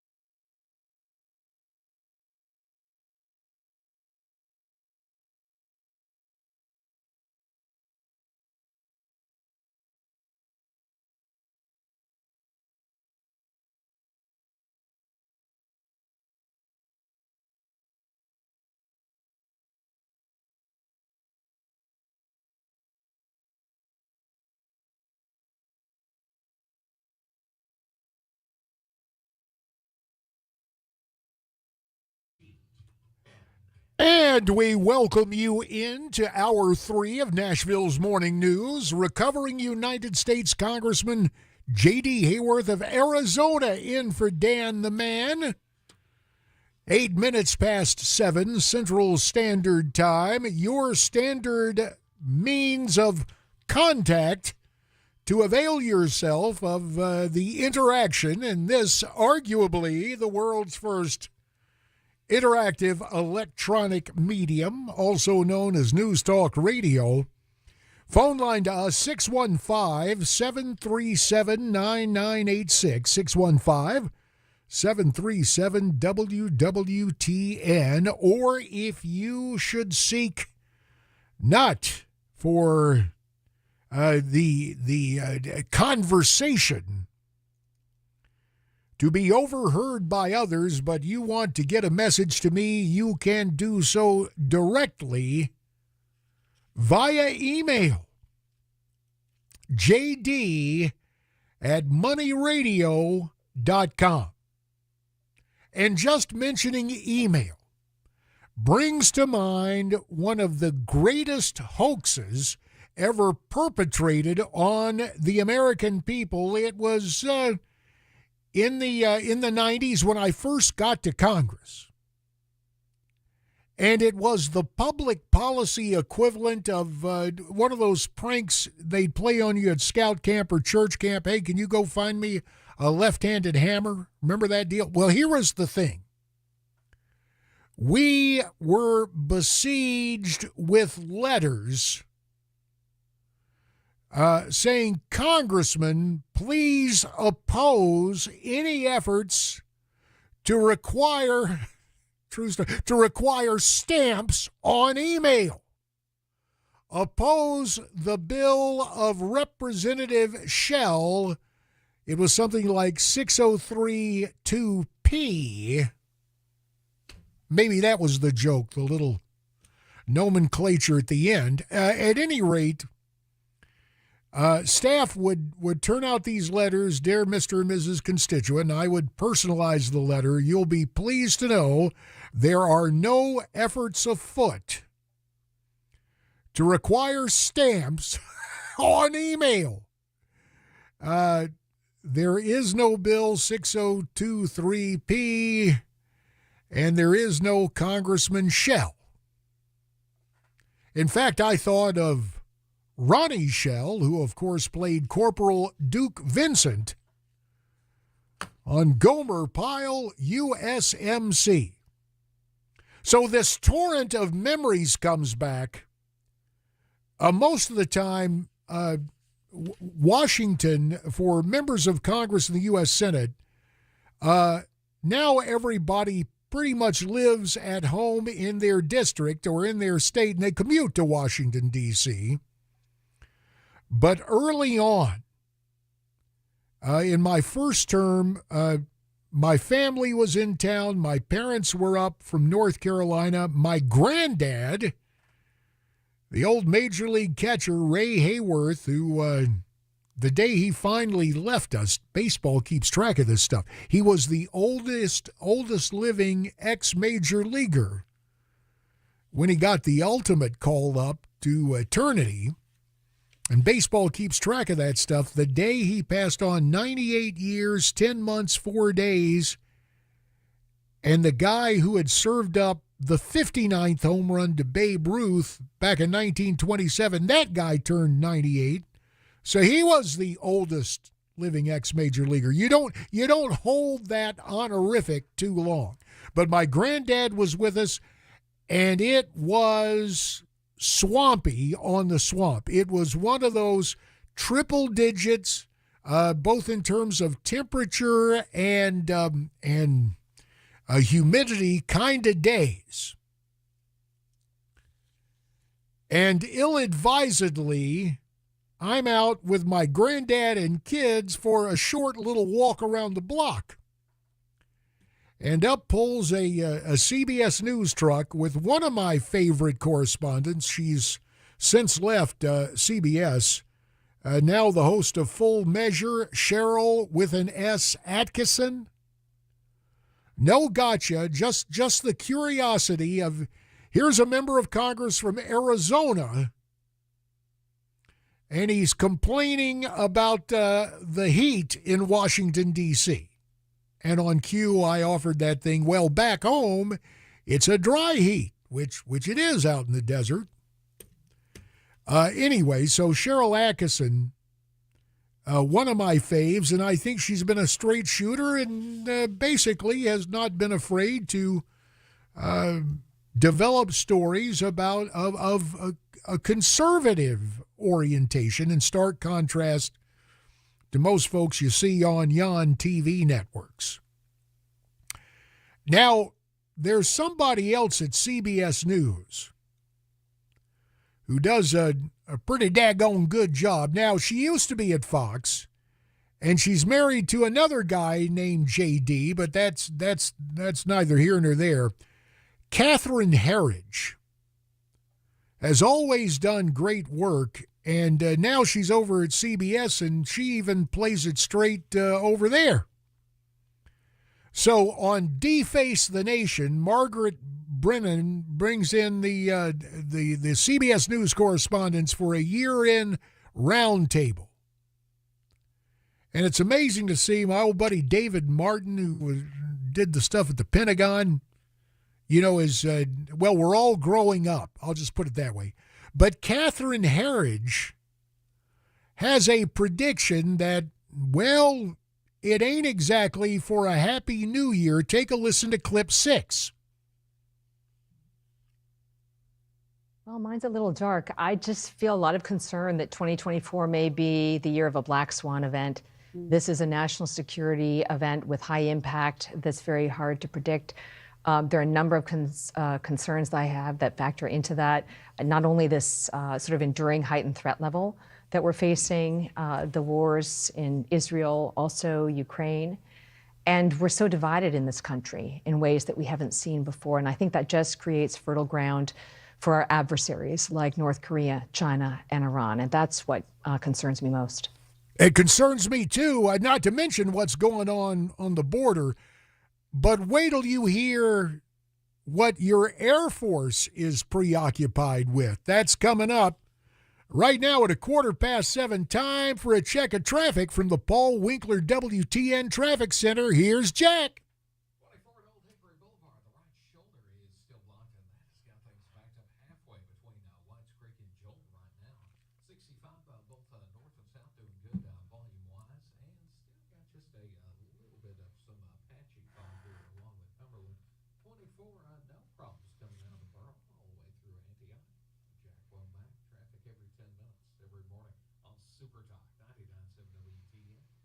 Thanks, Jack. We'll have you back in 10 minutes' time, 7:16. So the prediction of Catherine Herridge, not really a surprise. The world is a dangerous place, and yet our uniformed services, as a reflection of the current crowd in charge, they're not so much awakened to the geopolitical threats as being all woked up. DailyCaller.com reports the Air Force Academy's top official worried the Supreme Court's decision that race-based admissions were unconstitutional would set back the service's, quote, wartime imperative, close quote, of building a racially diverse military, according to emails obtained by the Daily Caller News Foundation. On June 30th of this year, Lieutenant General Richard Clark, superintendent of the Air Force Academy, wrote a preview of the consequences of the Supreme Court decision. Quote, if we lose our limited window to reshape the racial diversity of each incoming class, it would affect our ability to meet the war-fighting imperative of fielding a diverse, inclusive force. That's what your superintendent of the Air Force Academy wrote. I'm just glad that when I was a member of Congress and it was my honor to appoint young constituents to our nation's military academies, I didn't get caught up on who had what kind of racial or ethnic features. In fact, what we did, we put together a committee of people who had attended academies, and there was none of this favoritism stuff. Do you love our country? Do you want to serve it? Are you willing to fight for it? Now we've gotten far afield on all of those things. But if you check out the brass, and I think about Charlie Brown, I'm sorry, he prefers to be called General C.Q. Brown, now chairman of the Joint Chiefs of Staff.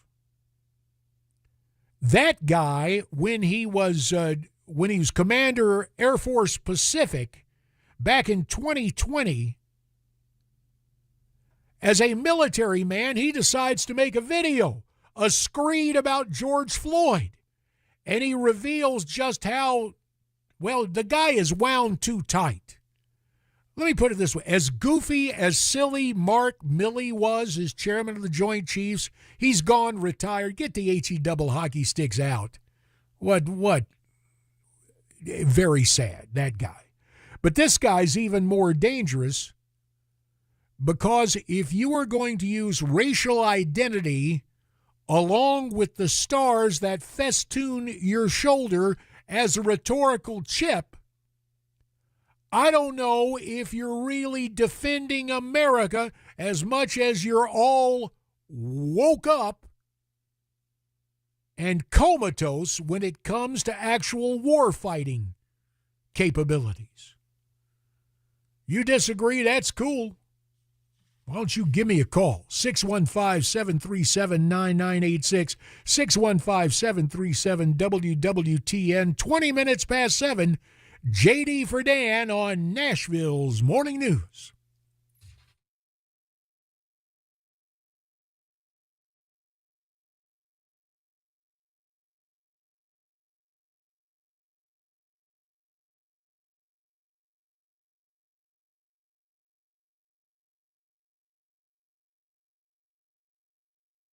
For many of us, generators are becoming a must-have household appliance. From unpredictable weather to surprise outages, it's better to be safe than sorry. Generator Supercenter of Nashville offers fast and easy installations with 24/7 service and monitoring to all brands of generators and expert repairs done right. Our mission is to make owning a backup generator simple and easy. Visit your local store today or check us out online. Generator Supercenter of Nashville. We serve all Middle Tennessee.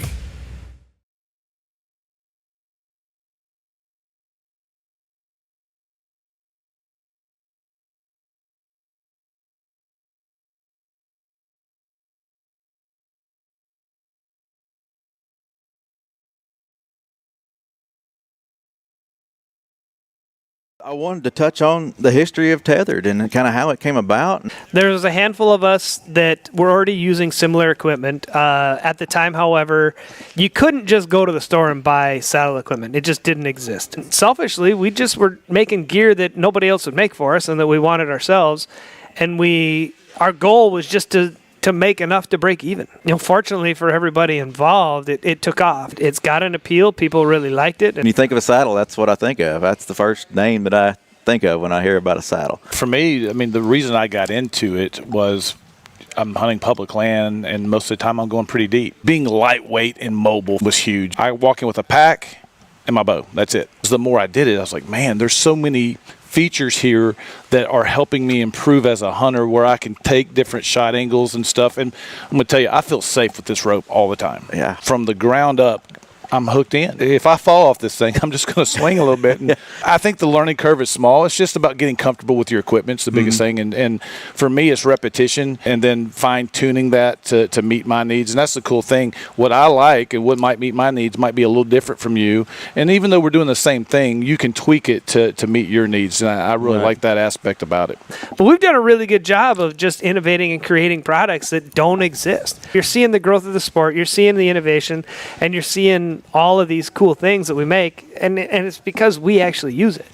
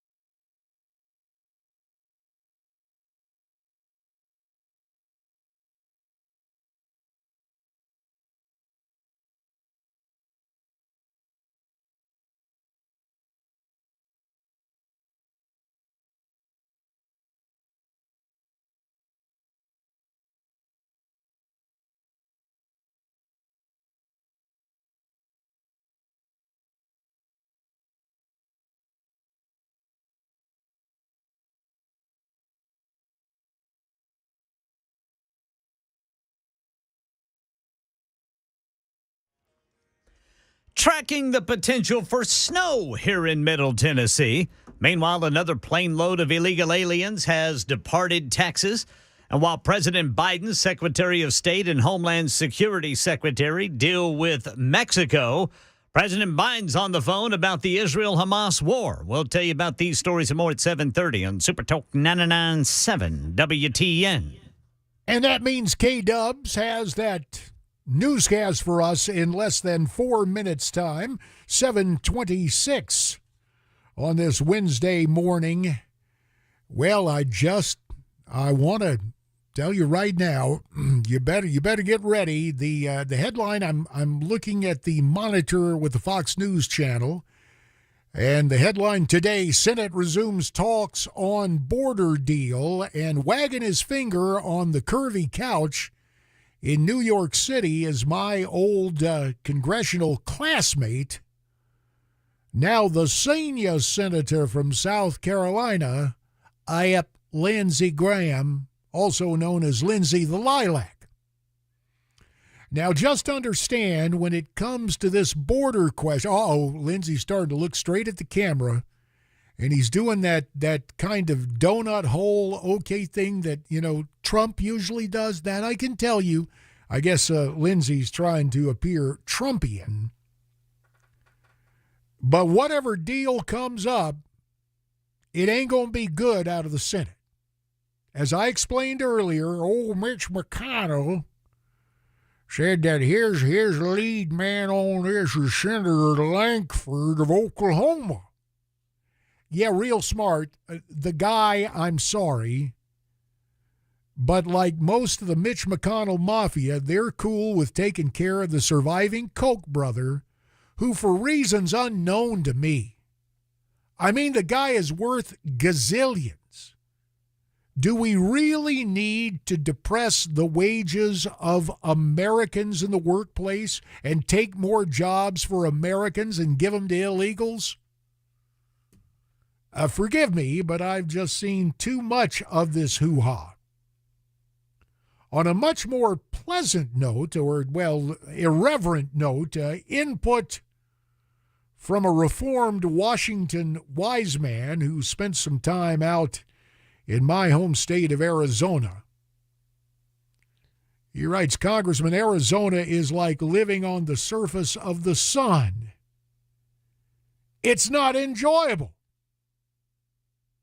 It's why we spent so much time in San Diego each August. Well, that was then. But I will tell you now, since California has rushed headlong into third worldom, I don't go anywhere close to California anymore. Not even to go over to the Pacific coast where Arizonans are known by the derogatory term of zonies. Not even doing that. Of course, North Carolina, you know, I'm bipartisan. A Democrat had a valid point. Former Congressman Bob Etheridge of Lillington, North Carolina, said to me one day, JD, you guys talk about Arizona being dry heat. Well, I reckon the oven in my kitchen is dry heat too, and I don't go sticking my head in there.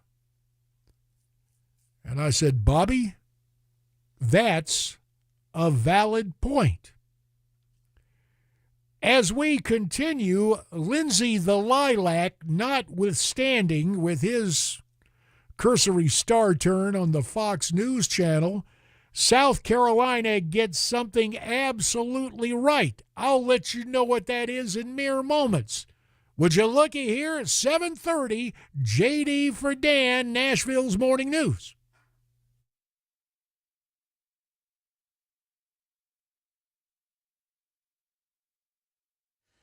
7:30 on the dot this Wednesday morning. I'm Ken Weaver with your top stories, and here comes the first snow of the season for some of Middle Tennessee. This is not a shut the city down kind of snowfall, but it is the first snow of the season, and some areas could run into some slick spots. This is also going to mix in with rain in some areas, so not the entire mid-state is going to see straight scattered snow showers the entire time. The timing of this, though, Friday morning and into the first part of our afternoon, then we should see a lot of that taper off by the evening. Yeah, we'll visit that full forecast, traffic update in 5 minutes, southern border security update just ahead of a meeting between the U.S. and Mexico to stop the flow of illegal immigration. Jim Ryan says another plane load of illegal aliens just departed Texas for New York City. It was carrying at least 100 and as many as 240, but weather along the route forced the flight to divert to Philadelphia, where buses were chartered to transport the migrants the rest of the way to New York. Texas has sent more than 80,000 illegal aliens to sanctuary cities since last year, and now has added chartered aircraft to the program.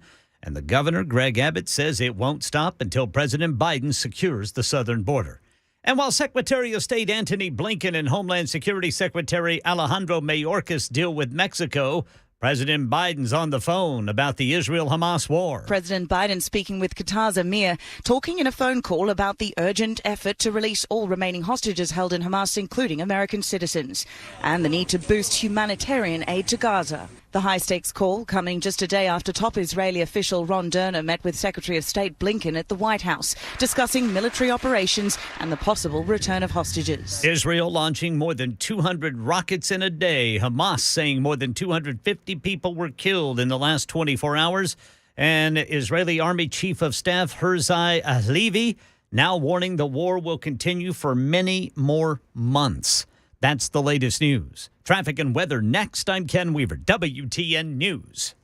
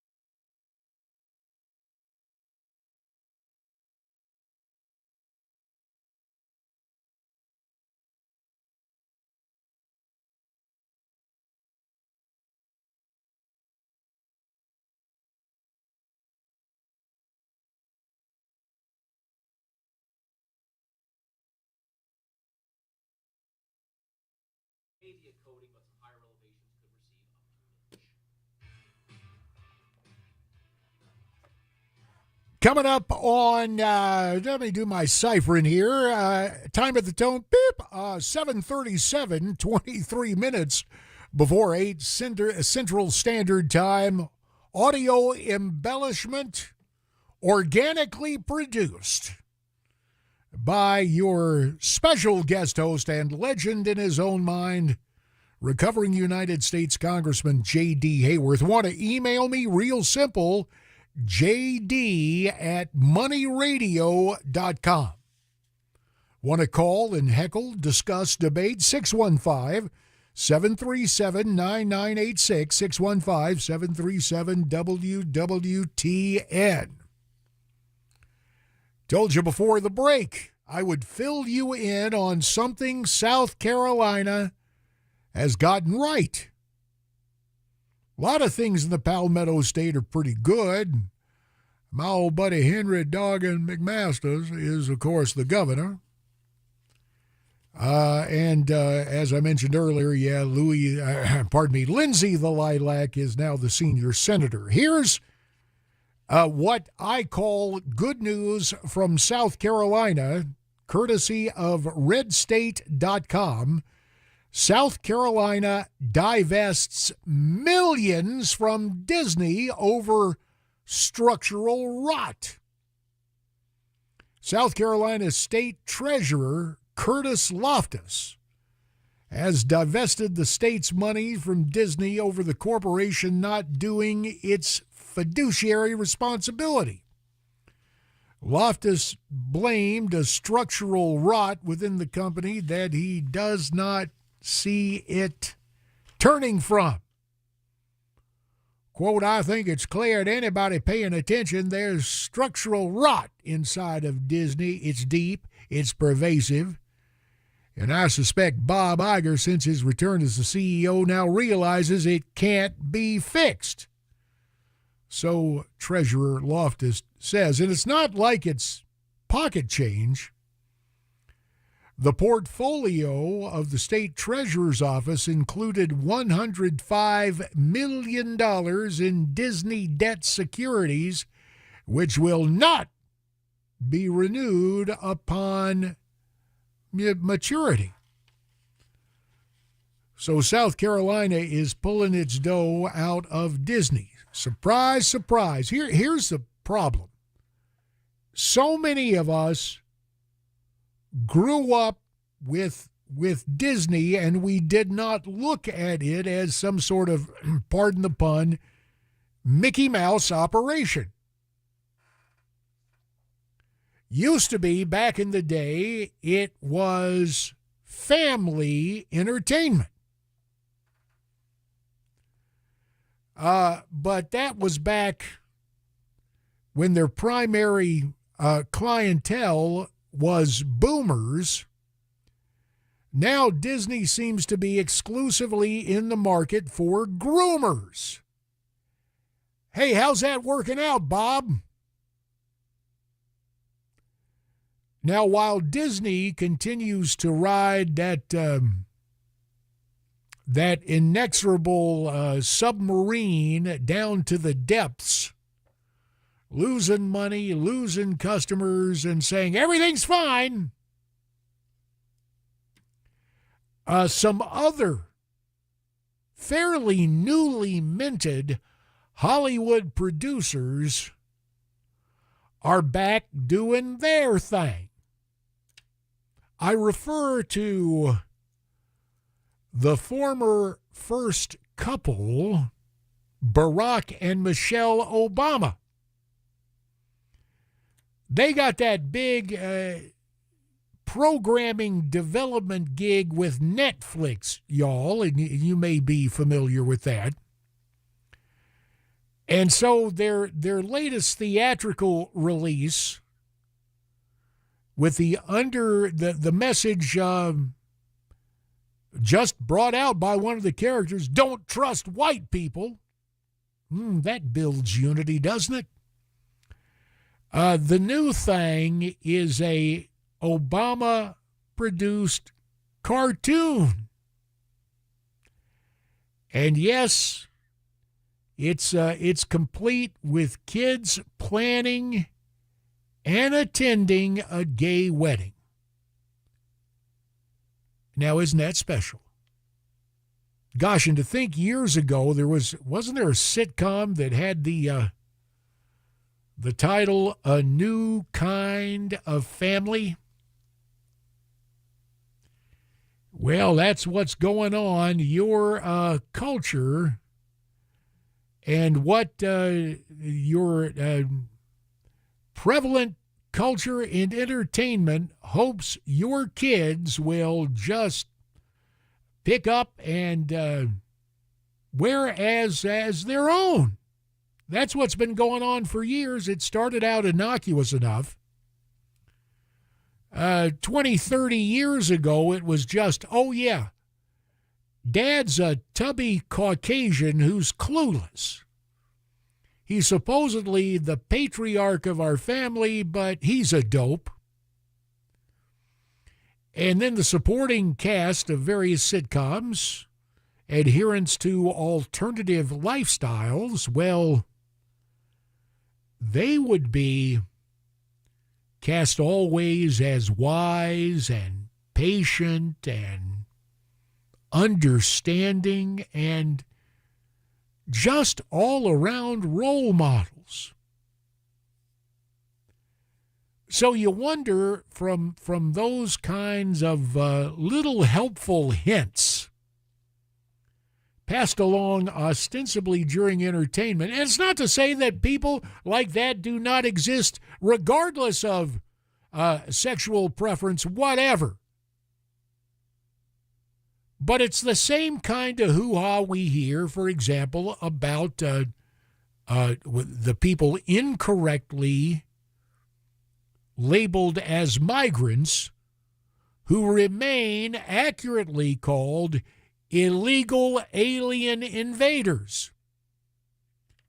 How many newspaper articles have you read? How many times have you seen coverage of different events where all the kids who come here illegally are purported to be valedictorians of their classes and meaningful contributors to the American dream?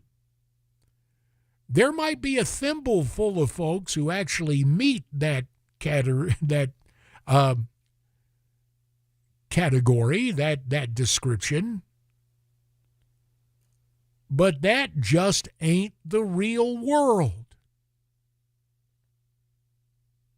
Sadly, by opening up our borders, we have opened ourselves up to communicable disease and to crime, and oh yeah, millions of single-aged men of military age. So when you heard Catherine Herridge's prediction, Black Swan event in terms of national security, how about just your standard surprise attack? Not exactly good news, but news you need to know. Other info you need to know, since it's it's 8:15. Mercy, the time moves along, and you're trying to move along too. That's why we need to check traffic from the Paul Winkler WTN Traffic Center. Here's Jack.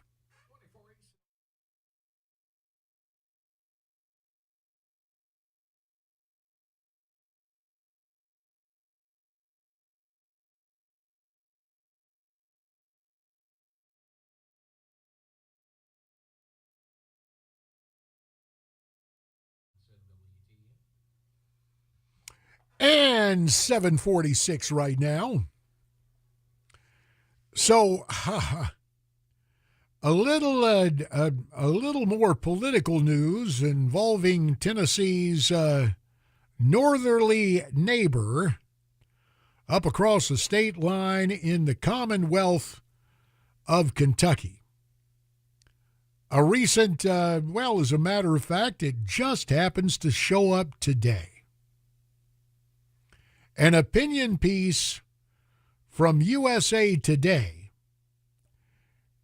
And you just got to understand that it's always a wise idea to check the bylines of the folks who are proffering the opinion. The headline, as I mentioned earlier, based on last month's Morning Consult compilation of polling in terms of favorable, unfavorable ratings, Senate Republican leader Mitch McConnell is in a world of hurt.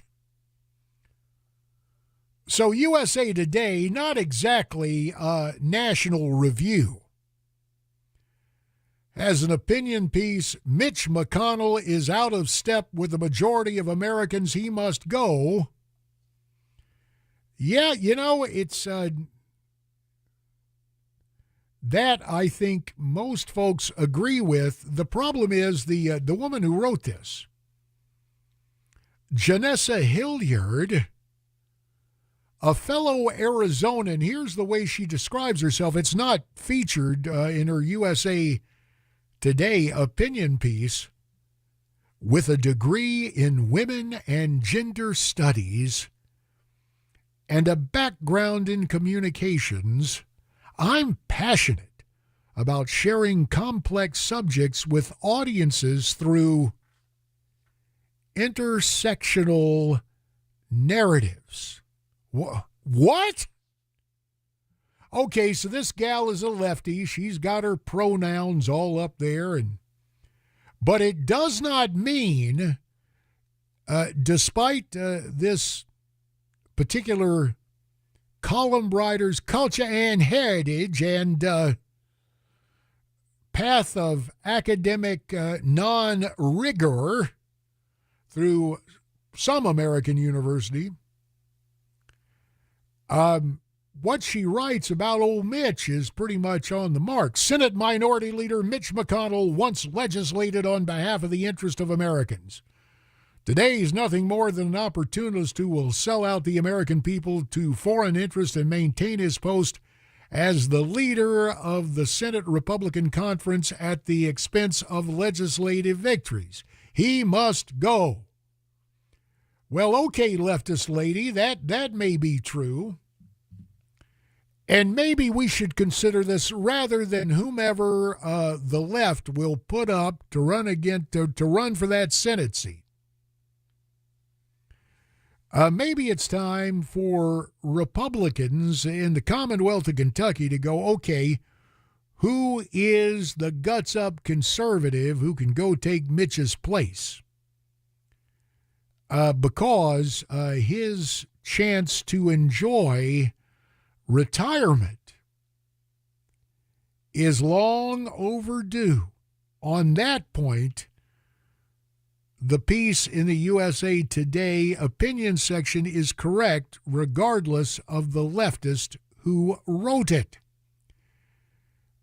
There is more straight ahead, more outlandish stuff going on, including diet tips from the head of the World Health Organization. Who? Exactly. I'll have that for you. It's 10 to 8. JD for Dan on Nashville's Morning News. Hey folks, Paul Winkler here. One of the things that we see from time to time, well, way too often, is this. Let's say that you go to a financial advisor and they say, hey, you need to set up an investment portfolio, and what we need to do is we need to have some of your money in stocks or mutual funds or ETFs or something like that, and we need to have something fixed or guaranteed in your investment portfolio that'll protect you against the market downturns. And quite often what they're talking about, they may not use this word, but often what they're talking about is putting your money into some sort of an annuity, like an indexed annuity or something like that, or a fixed annuity. And what they're doing is they're saying, hey, let's put your money in both of these, which sounds really good. And you should. And typically in an investment portfolio, you do want to have fixed investments and stocks as well in the portfolio to protect against inflation. But here's what happens when you manage a portfolio. Let me use a really, really simple example. Let's say I have a portfolio and I got stocks in there. Then I have my fixed income, my bonds in the portfolio as well. And let's say I have half my money in each. When stocks really do well, what we want to do is they're going to be overweighted in my portfolio. I own too much of them because they've done well compared to bonds. it was supposed to be half and half, and now maybe it's 70% stocks and 30% bonds, let's say, or something like that. So I want to sell some of this and buy some of that to bring it back to 50-50 and back and forth throughout time.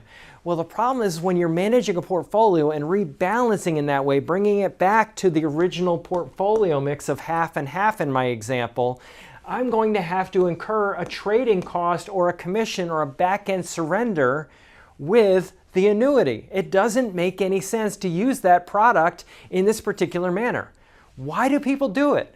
Well, the reason quite often is this. Commissions are very high with these products. And a lot of firms, they actually require their advisors to recommend a certain amount of annuities for every person that walks in the door. Now, typically annuities are used for a different purpose. They were actually designed for a totally different purpose. And that was distribution toward the end of life. When somebody looks like they're going to run out of money, they're annuitized. Now, let me tell you something. One study showed there was only like 5% of annuities are ever used in that fashion. Most often they're sold as an accumulation vehicle like this, and they were never really designed for that purpose. If you want to learn more, call us for a free 15-minute phone call or go to our website, paulwinkler.com. The number 615-851-1950 or paulwinkler.com. We don't do anything on commission, and we like to rail against these types of things and help investors do what is in their best interest. paulwinkler.com.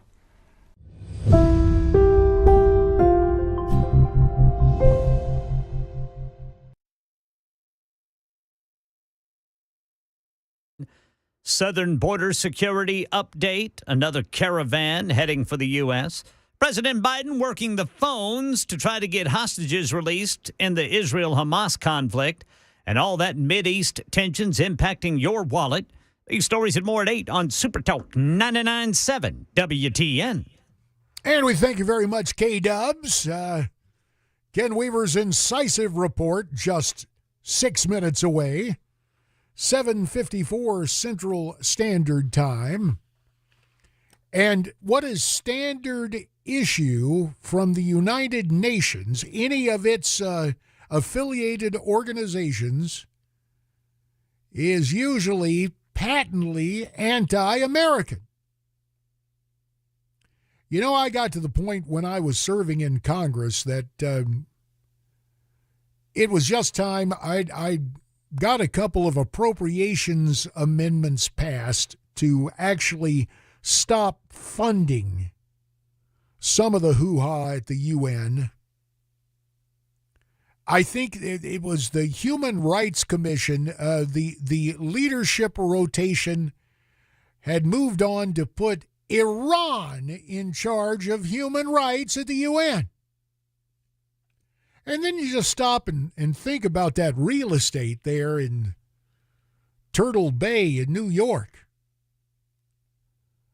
I mean, really, we'd be doing the world a favor if the UN got the heck out of the USA. Maybe they could establish their new world headquarters in the Sudan, a place like Khartoum, right? That might work better given their preferences. Well, the head of the World Health Organization, WHO, of course, being the acronym, who's the guy? I'm just going to use one name for him, Tedros. You try to mention all the other names. Heck, I'm sorry. I know I'm a veteran broadcaster, but I just mangle it. But you remember the dude because he was the guy copping a plea for the communist Chinese as they rolled out COVID. And I don't take this lightly, not only because of what happened in the WTN family, but what happened in my own family. My daddy died of COVID, and as far as I'm concerned, the Chi-Coms and little creeps like the capo of a contagion, Fauci, and yes, this guy from the World Health Organization, Tedros, as far as I'm concerned, Those weasels have their fingerprints all over my daddy's death and untold other millions. So Tedros shows up in front of the cameras, and I think you can make it out of his third world English. He's concerned. He and John Kerry have the same concern. And as a matter of fact, since we heard from Tennessee's own Al Gore the other day, it's the same thing. Greenhouse gas emissions. Well, how are we going to deal with that? Closed circuit to Prince Princey. Hey, Al, you ain't going to like this given your dietary intake these days. Listen to clip 7.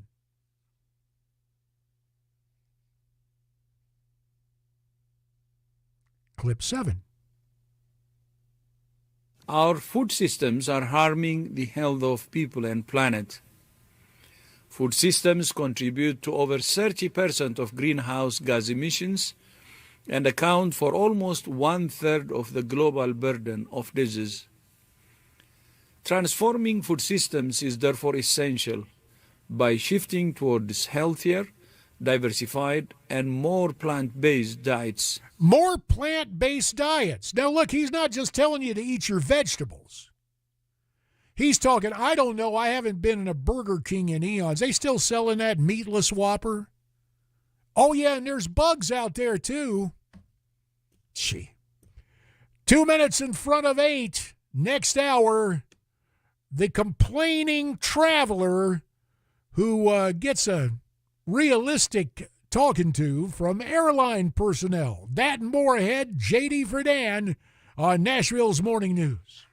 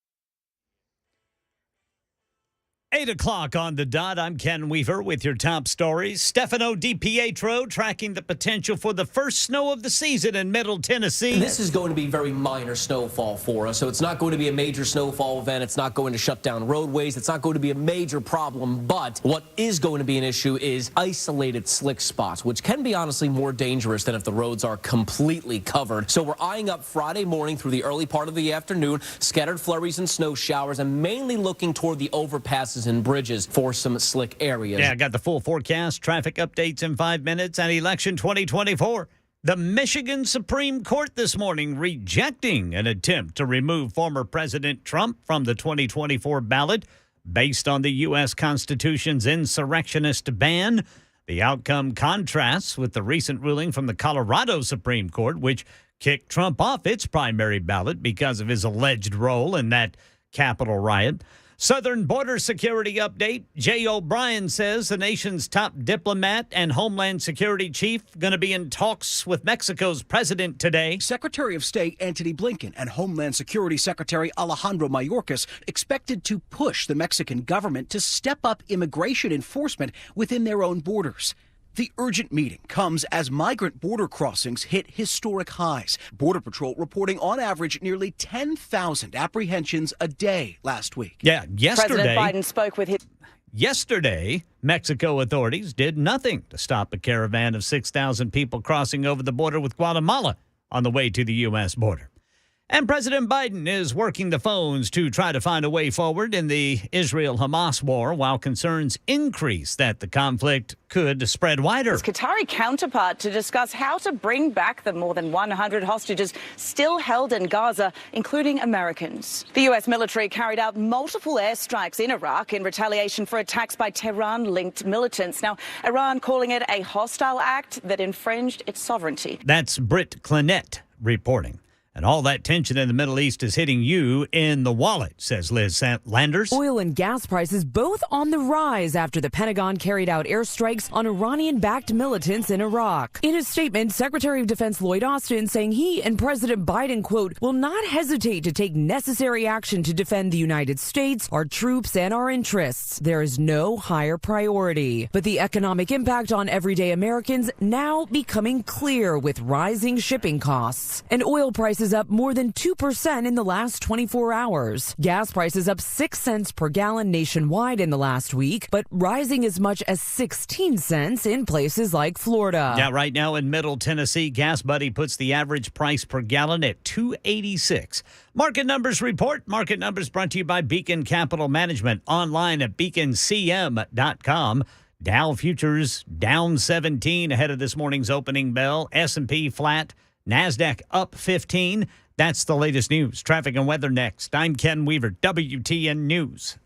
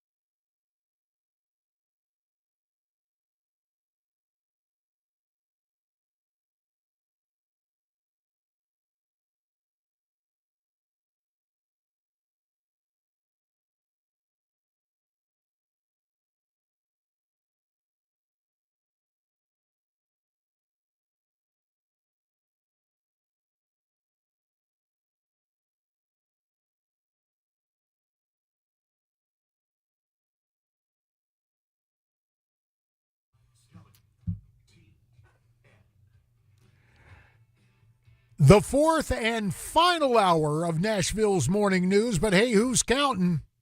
Recovering United States Congressman J.D. Hayworth in for Dan Mandus in these days after Christmas at 6 minutes past 8. Oh, mercy. Well, it is fascinating.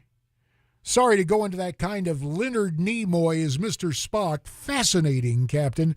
But no, it really is just how life has changed in terms of all of us having cell phones and a significant subset of cell phone users setting up their video to make their cell phones personal recording devices, and how they are used to basically to empower grievance mongers. Now, there's a guy who's gone viral on the internet. I'm not going to use his whole name because I want to deprive him of that Andy Warhol observation that in the future everyone will be famous for 15 minutes. Old Andy was onto something there, wasn't he? At any rate, Tommy D is a self-proclaimed transsexual.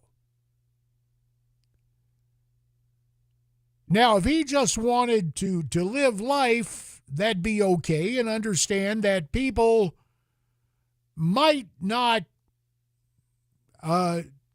want to always deal with the pronoun police, or a guy who in his own unhappiness basically becomes, well, this may strike close to home. I just flash back to the old Andy Griffith episode when, ironically, Jim Nabors as Gomer Pyle is going to make a citizen's arrest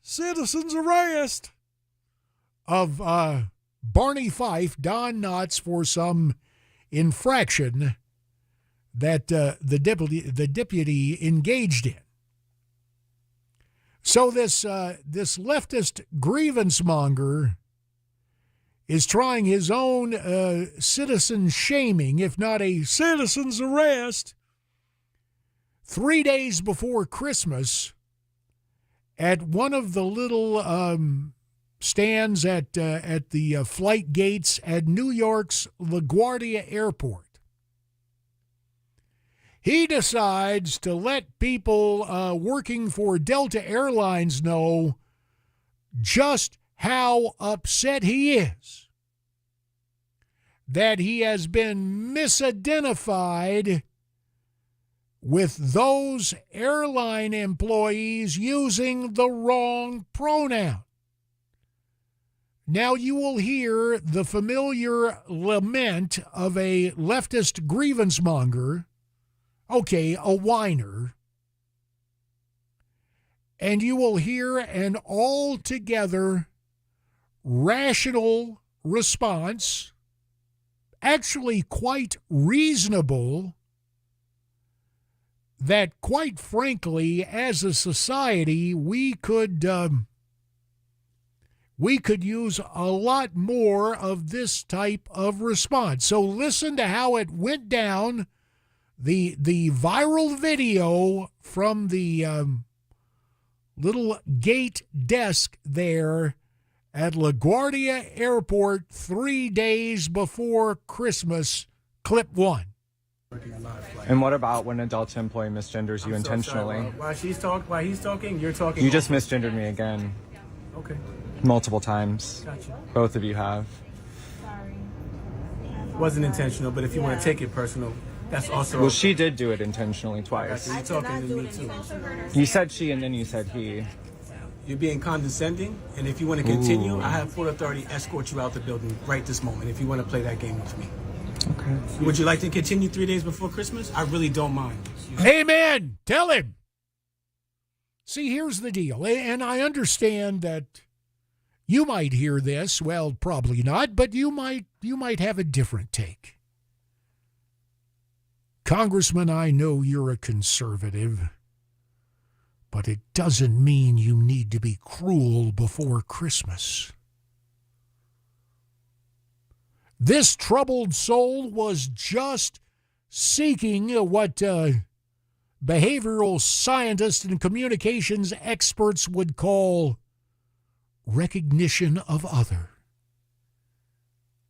This person just wanted those paid to work by his airline of choice just to show him some respect by using the pronouns he feels are important, are essential to his everyday life. In fact, he felt so compelled, he had the video portion of his cell phone running so he could record this as if it were his own body cam in the interest of improving social justice and enlightening those who fail to show the proper sensitivity. You might have that point of view, but you would be wrong. This has nothing to do with compassion at Christmas time. It has everything to do with reasonable and responsible conduct. You see, somewhere along the line, we decided that we could deep six manners. That feelings were much more important than following a code of civil conduct among other people. And it wouldn't be too much to ask the grievance monger, obviously troubled soul that he is, hey, pal, or would that be palaminette in the feminine? Hey, pal, sir and or madam or both, whatever, listen. You're getting ready to get on a plane. The pronoun thing doesn't mean squat. Yeah, it's obvious you want to entrap the airline employees. But the airline has every right to consider you disruptive. And since you want to make life tough for the ticket agents, or whatever the nomenclature is these days, and for your would-be fellow passengers, they ain't got to put you on the plane, pal. That's the reality. One thing I take as well, I think it's all to the good. I love the way these guys working for Delta answered this guy again and gave him that choice. We used to say in the old days, we're ready when you are. You ain't ready, you're staying here on the ground. Well, at 8:15, you may be ready to check traffic, and that's what we're going to do from the Paul Winkler WTN Traffic Center. Here's Jack.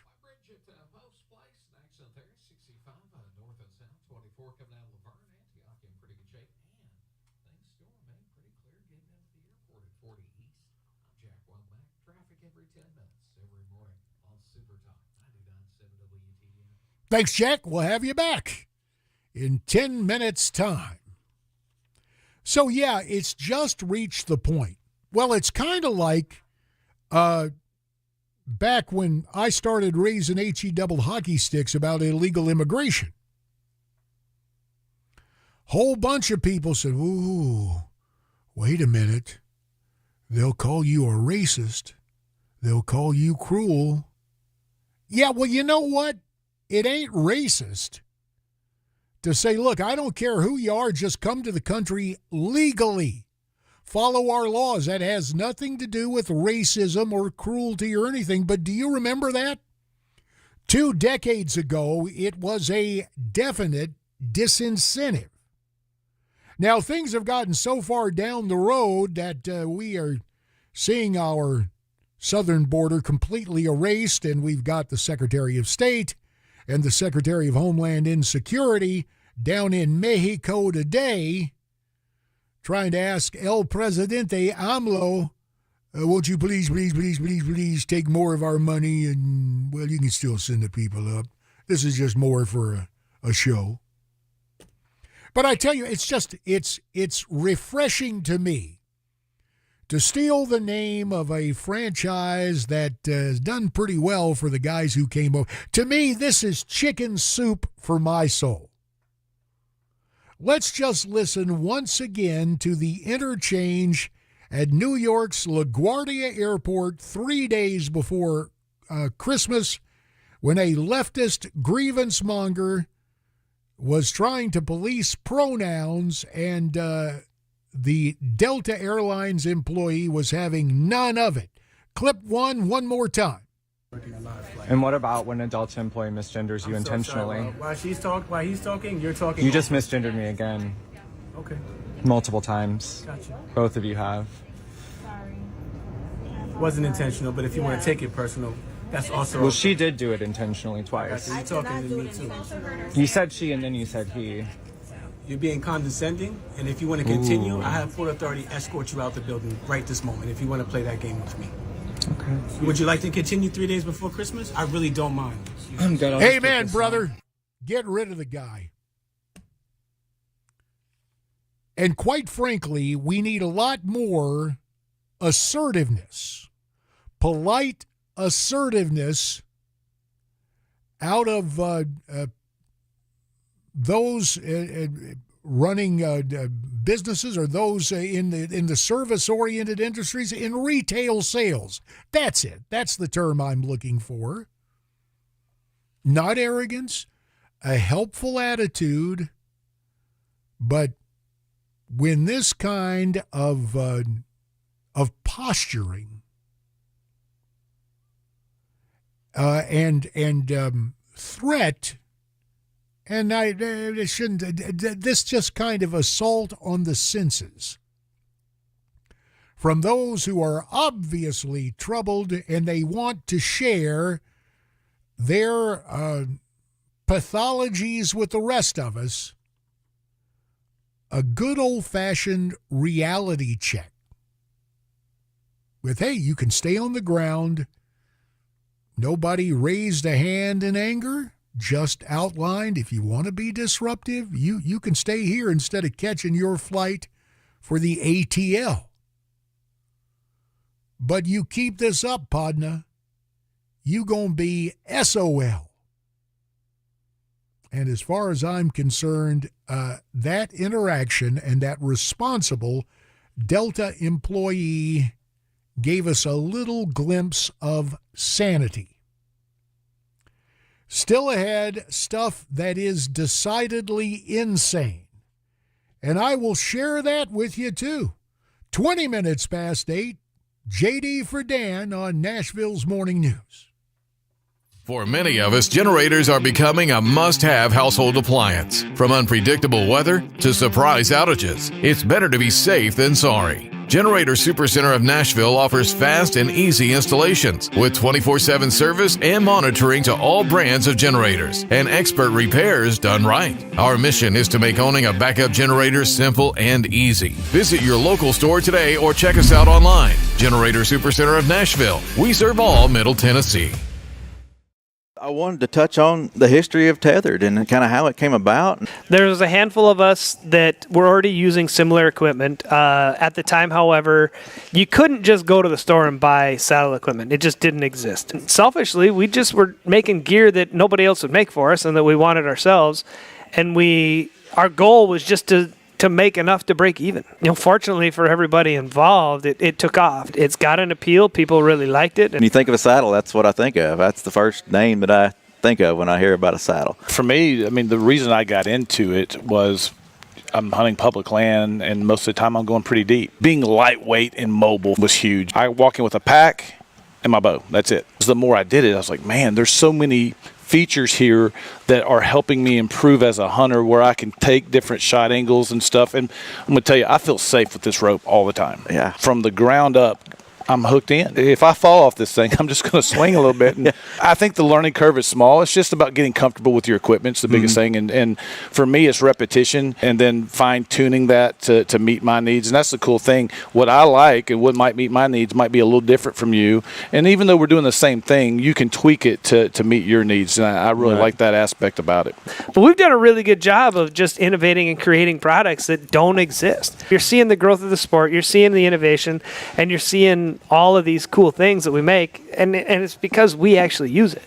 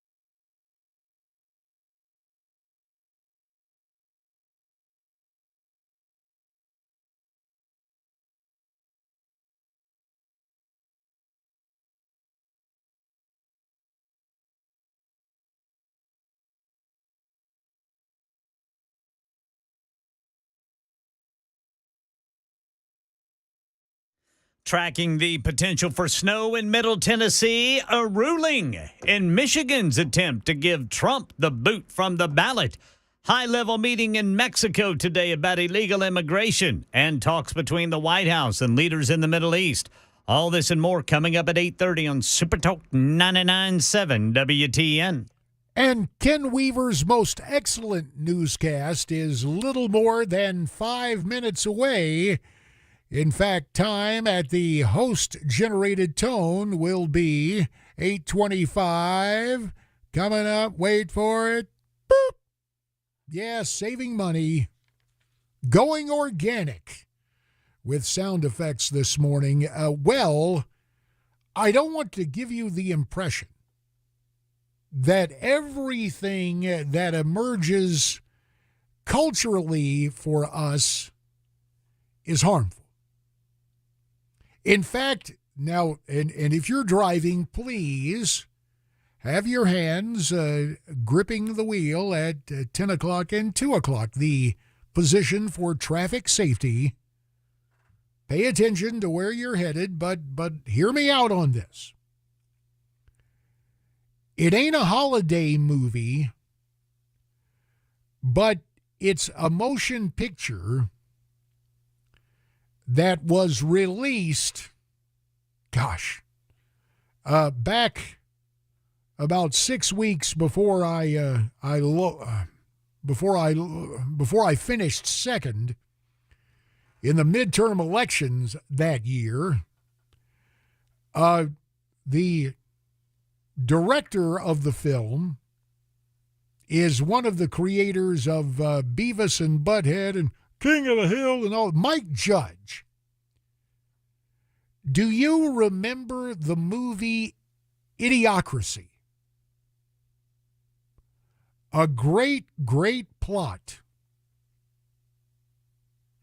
The film starred Luke Wilson and Maya Rudolph. And the premise was in 2005, they were selected to take part in a secret military experiment that would put them both in hibernation for a year. And now, wouldn't you know, our military mavens forgot all about them. The base where they were stored was closed down. They're not discovered until the year 2505. When they wake up from that long, long slumber, they discover that the average intelligence of humans has decreased so much that the character Luke Wilson is playing, a guy by the name of Joe Bowers, is now the smartest man in the world. So there's that kind of humorous aside. The information that shows us, fictionally, the premise was you had to wait for 500 years. No, we didn't have to wait 2 decades. If you want to see the idiocracy in full flower in the United States, I would refer you to information gleaned by our British cousins at uksdailymail.com. That's M-I-M-A-I-L, not M-A-L-E. Although, well, anyway, I won't tell the dad joke. The dad joke. This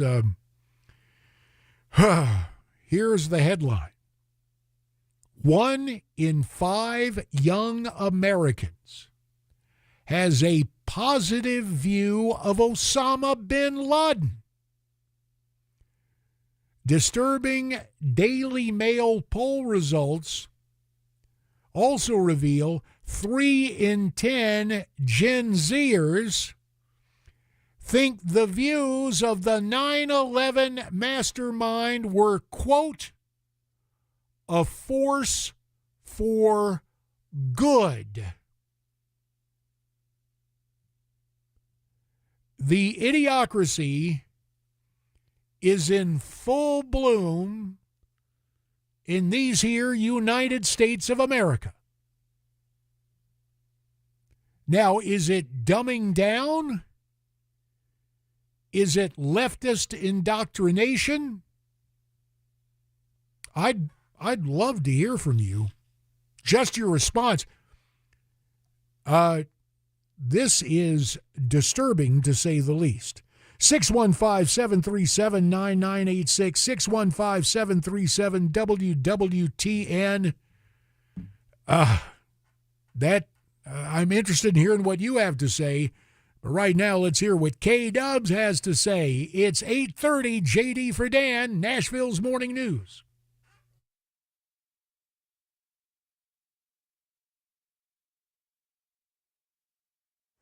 I'm Ken Weaver with your top stories, and Stefano DiPietro tracking what he says will be some snow for some of us on Friday. Late morning going into the afternoon, there is that scattering of snow showers. As we warm things up, there will be some rain that ends up mixing in, so not everyone, like I said, is seeing straight scattered snow showers. Very little accumulation, if any. Full forecast and traffic in 5 minutes.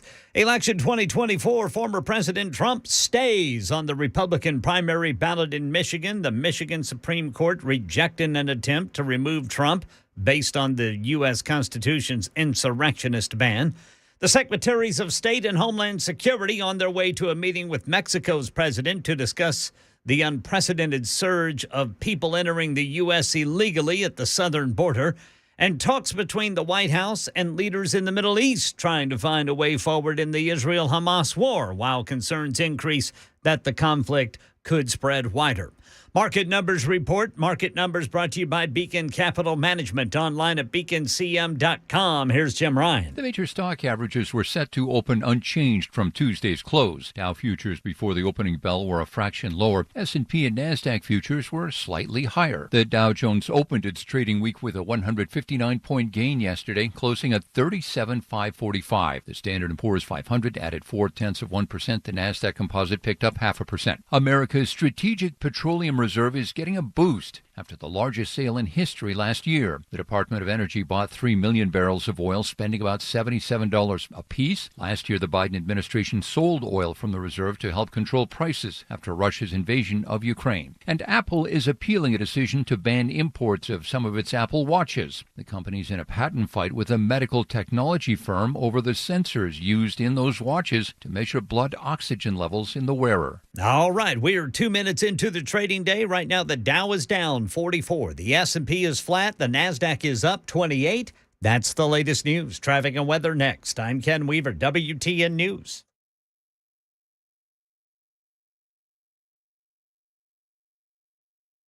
For many of us, generators are becoming a must-have household appliance. Hey folks, Paul Winkler here.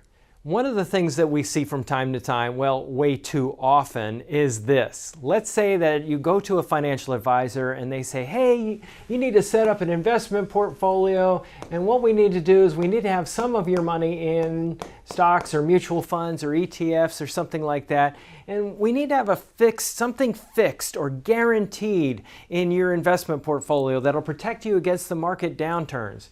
And quite often what they're talking about, they may not use this word, but often what they're talking about is putting your money into some sort of an annuity, like an indexed annuity or something like that, or a fixed annuity.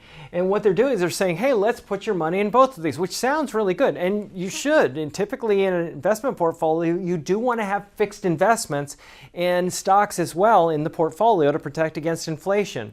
But here's what happens when you manage a portfolio. Let me use a really, really simple example. Let's say I have a portfolio and I got stocks in there. Then I have my fixed income, my bonds in the portfolio as well. And let's say I have half my money in each. When stocks really do well, what we want to do is they're going to be overweighted in my portfolio. I own too much of them because they've done well compared to bonds. It was supposed to be half and half, and now maybe it's 70% stocks and 30% bonds, let's say, or something like that. So I want to sell some of this and buy some of that to bring it back to 50-50 and back and forth throughout time. Well, the problem is when you're managing a portfolio and rebalancing in that way, bringing it back to the original portfolio mix of half and half in my example, I'm going to have to incur a trading cost or a commission or a back-end surrender with the annuity. It doesn't make any sense to use that product in this particular manner. Why do people do it? Well, the reason quite often is this. Commissions are very high with these products. And a lot of firms, they actually require their advisors to recommend a certain amount of annuities for every person that walks in the door. Now, typically annuities are used for a different purpose. They were actually designed for a totally different purpose. And that was distribution toward the end of life. When somebody looks like they're going to run out of money, they're annuitized. Now, let me tell you something. One study showed there was only like 5% of annuities are ever used in that fashion. Most often they're sold as an accumulation vehicle like this, and they were never really designed for that purpose. If you want to learn more, call us for a free 15-minute phone call or go to our website, paulwinkler.com. The number 615-851-1950 or paulwinkler.com. We don't do anything on commission, and we like to rail against these types of things and help investors do what is in their best interest. paulwinkler.com.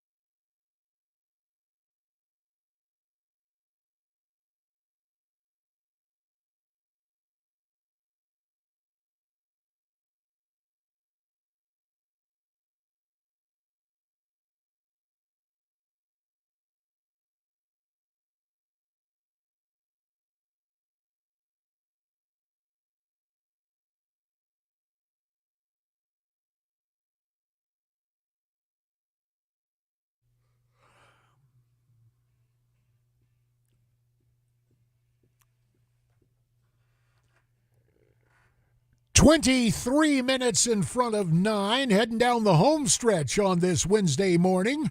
Nashville's Morning News, recovering United States Congressman J.D. Hayworth dealt a setback in my recovery this morning as I'm in for Dan Mandis.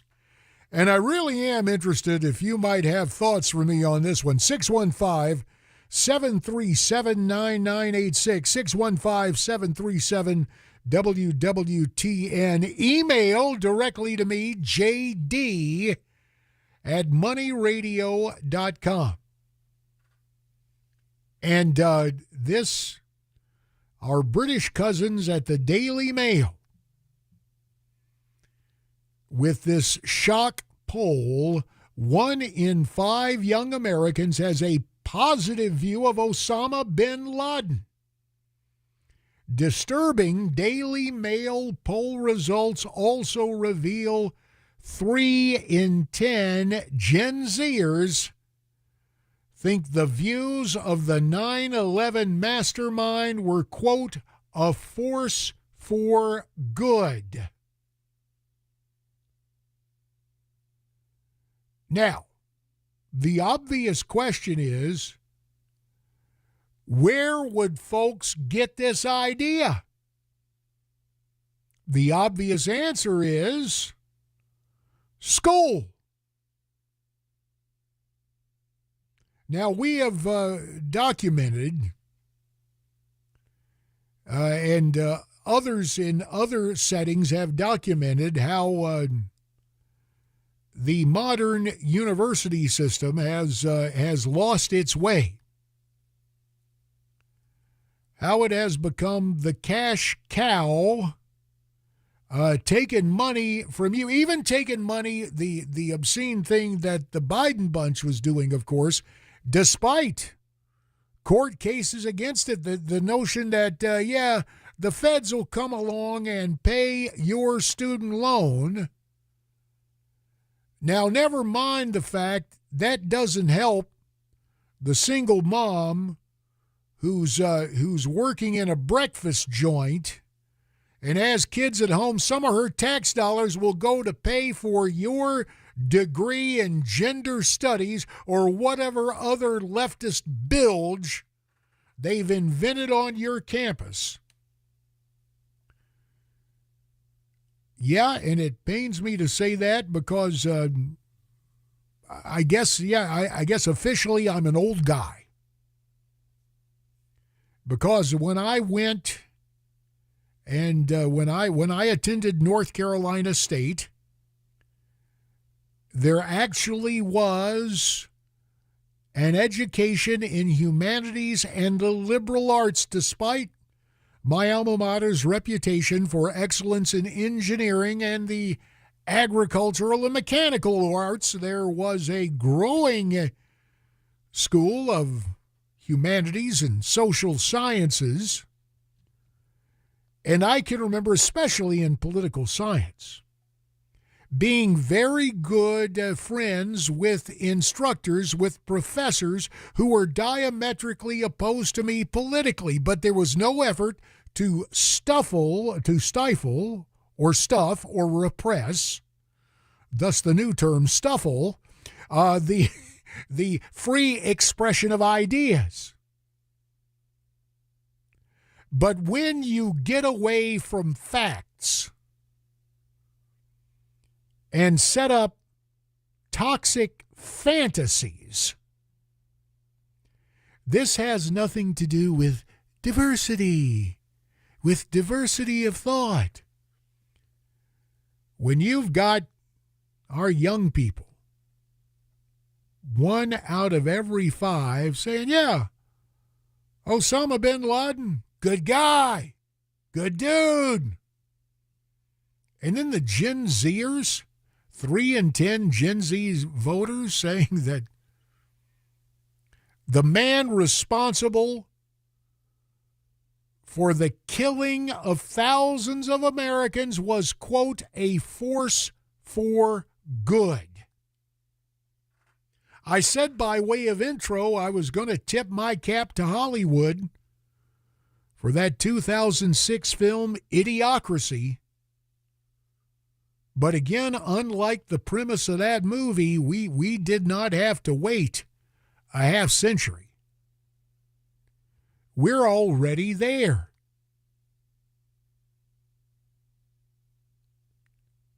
And I'm curious. I'm sure that professional educators and teachers who really care, and yes, there are people who are part of that. In fact, to me, the biggest change I've seen in my lifetime is the deterioration of what was once a proud profession, teaching. Its erosion into what has now become another kind of quasi-union collection of government employees and professional grievance mongers, where the notion is not truly to educate, but to indoctrinate, and given the people now attracted to education, those who heartily endorse alternative lifestyles, to use the euphemism, and fringe leftist political thought, to have that now permeate the body politic for the youngest amongst us does not bode well for where we're headed. And I'm sorry there aren't more stories. Just over easy. Yeah, here's a little slice of life. Hey, imagine this. Gee whiz, golly, ooh, hey, looky here. Yeah, there's no way by anecdote to anesthetize the impact of what has happened in our society. Now, you can say, yeah, okay, you've offered an overgeneralization of where we are as a people. They're still good folks. And look, it's only 1 in 5 who think bin Laden's a good guy. That's still a decided minority. And it's only 3 out of 10 of young Gen Z voters who think Obama is a force for good. That still means 70% get it right. Okay. But this is a malignancy that I fear will only grow. I hope not. 8:45. What's happening out there with traffic? Let's get a check from the Paul Winkler WTN Traffic Center. Here comes Jack.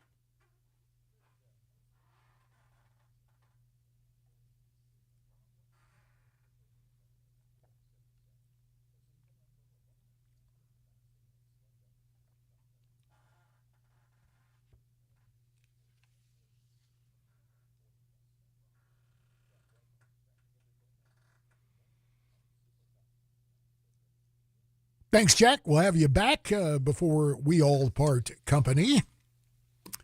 And some of the stuff going on now, there is false teaching. That's scarcely a bulletin, but it is somewhat jarring at this time of year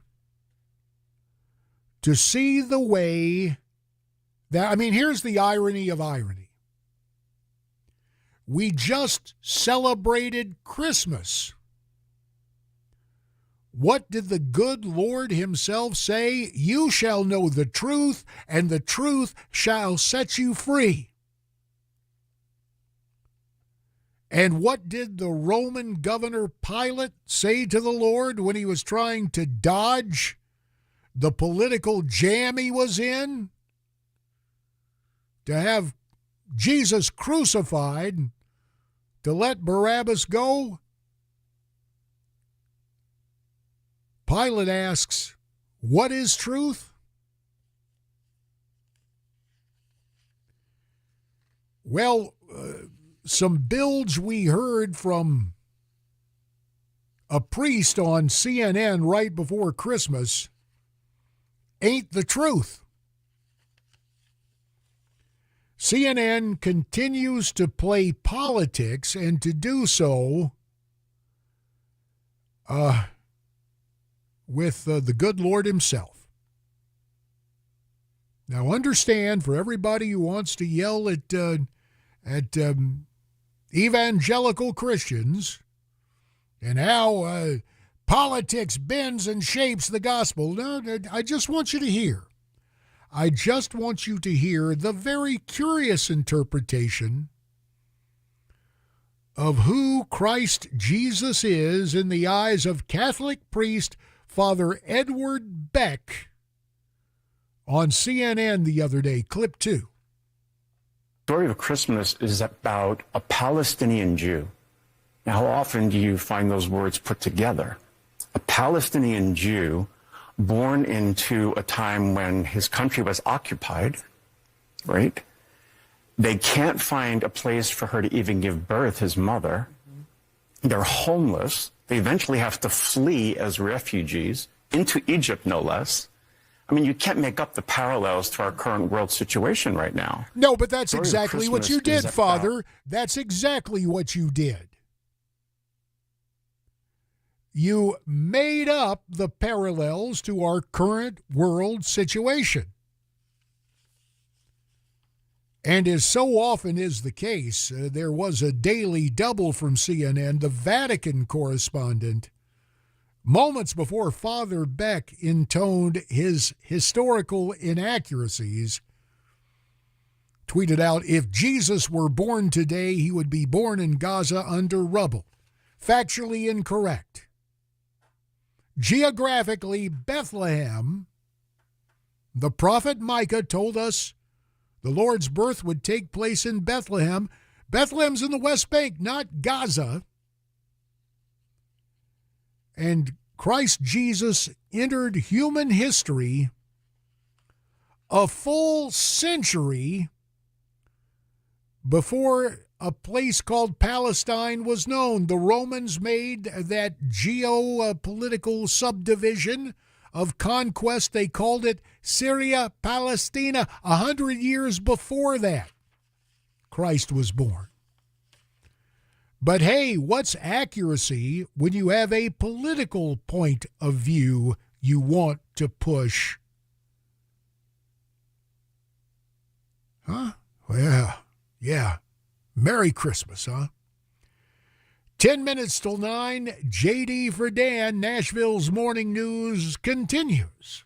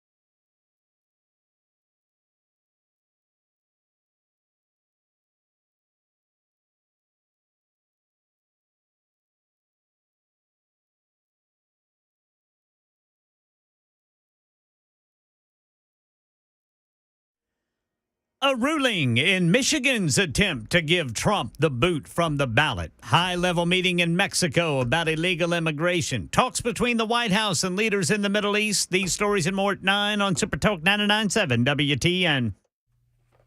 And Ken Weaver's newscast is, 5 minutes and 30 seconds away.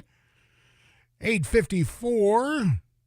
JD for Dan, checking the old email, jd@moneyradio.com. Dana weighs in. This has to do with the controversy. I put that in quotes. The exchange of ideas from the self-proclaimed transsexual at the ticket counter or at the gate desk at LaGuardia Airport in New York City, who was given grief to the Delta employees who in turn said, hey, you know what? You don't have to get on the plane. Dana writes, JD, I don't specify personal pronouns if I wanted others to use when referring to me. If I were obligated to use such personal pronouns, they would be she, he, it. Always enjoy listening to you on WWTN. Merry Christmas, Happy New Year, Dana. Dear Dana, we appreciate your perspective. You've added immeasurably to the broadcast. Now, before you and I part company, we both know that New Year's Eve in Nashville is a big deal. And that's an understatement. But there's something else going on this year that may make this New Year's Eve an even bigger deal. And it revolves around the shorthand we use to designate days of the year. Now, again, just get ready. I know that most of us pay our bills now with everything else, the internet. Oh, there may be a few checks we write, the big one, the mortgage, all that. And we all go through an affliction. For the first couple of weeks, when the new year gets here, we're going to put in that little year spot, we muscle memory takes over, and we're going to put 23 when we meet 24, and we'll have to make the commensurate changes. But just stop and think, what is at hand this New Year's Eve? Think about that short term, that little way we write dates. It'll be 12/31/23. And you're going, yeah, JD, we already realize you are illiterate. Yeah, so it's December 31st, 2023. What is the big deal? Or as Seinfeld used to say, what is the deal? Well, here it is. Stop and think about that repeating pattern. 1, 2, 3, 1, 2, 3. Now it ain't for some sort of ballroom dancing class. The folk in Vegas think that would-be couples are going to descend on Vegas to jump the broomstick into the land of holy matrimony on New Year's Eve just because of that date. 1, 2, 3, 1, 2, 3. They think that is flat out going to do it. And with that happening, they're expecting record numbers of couples tying the knot. If you're scoring at home, you go back to the year 2007 and the 7th day of July with that number 77. 7-7 was a big deal.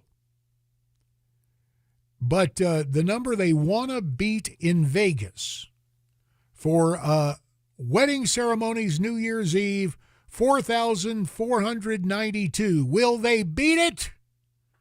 I don't know. We'll keep our eyes out for that. But I thought a pro-marriage, pro-family ending, even if the venue is Vegas, was not a bad thing to end with. Back tomorrow on many of this same station for Dan Mandis, J.D. Hayworth. Stay brave, stay free, stay tuned, and Cameron Smith follows the news. See you back here tomorrow, dark and early, at 5 a.m. Till then, ta-ta.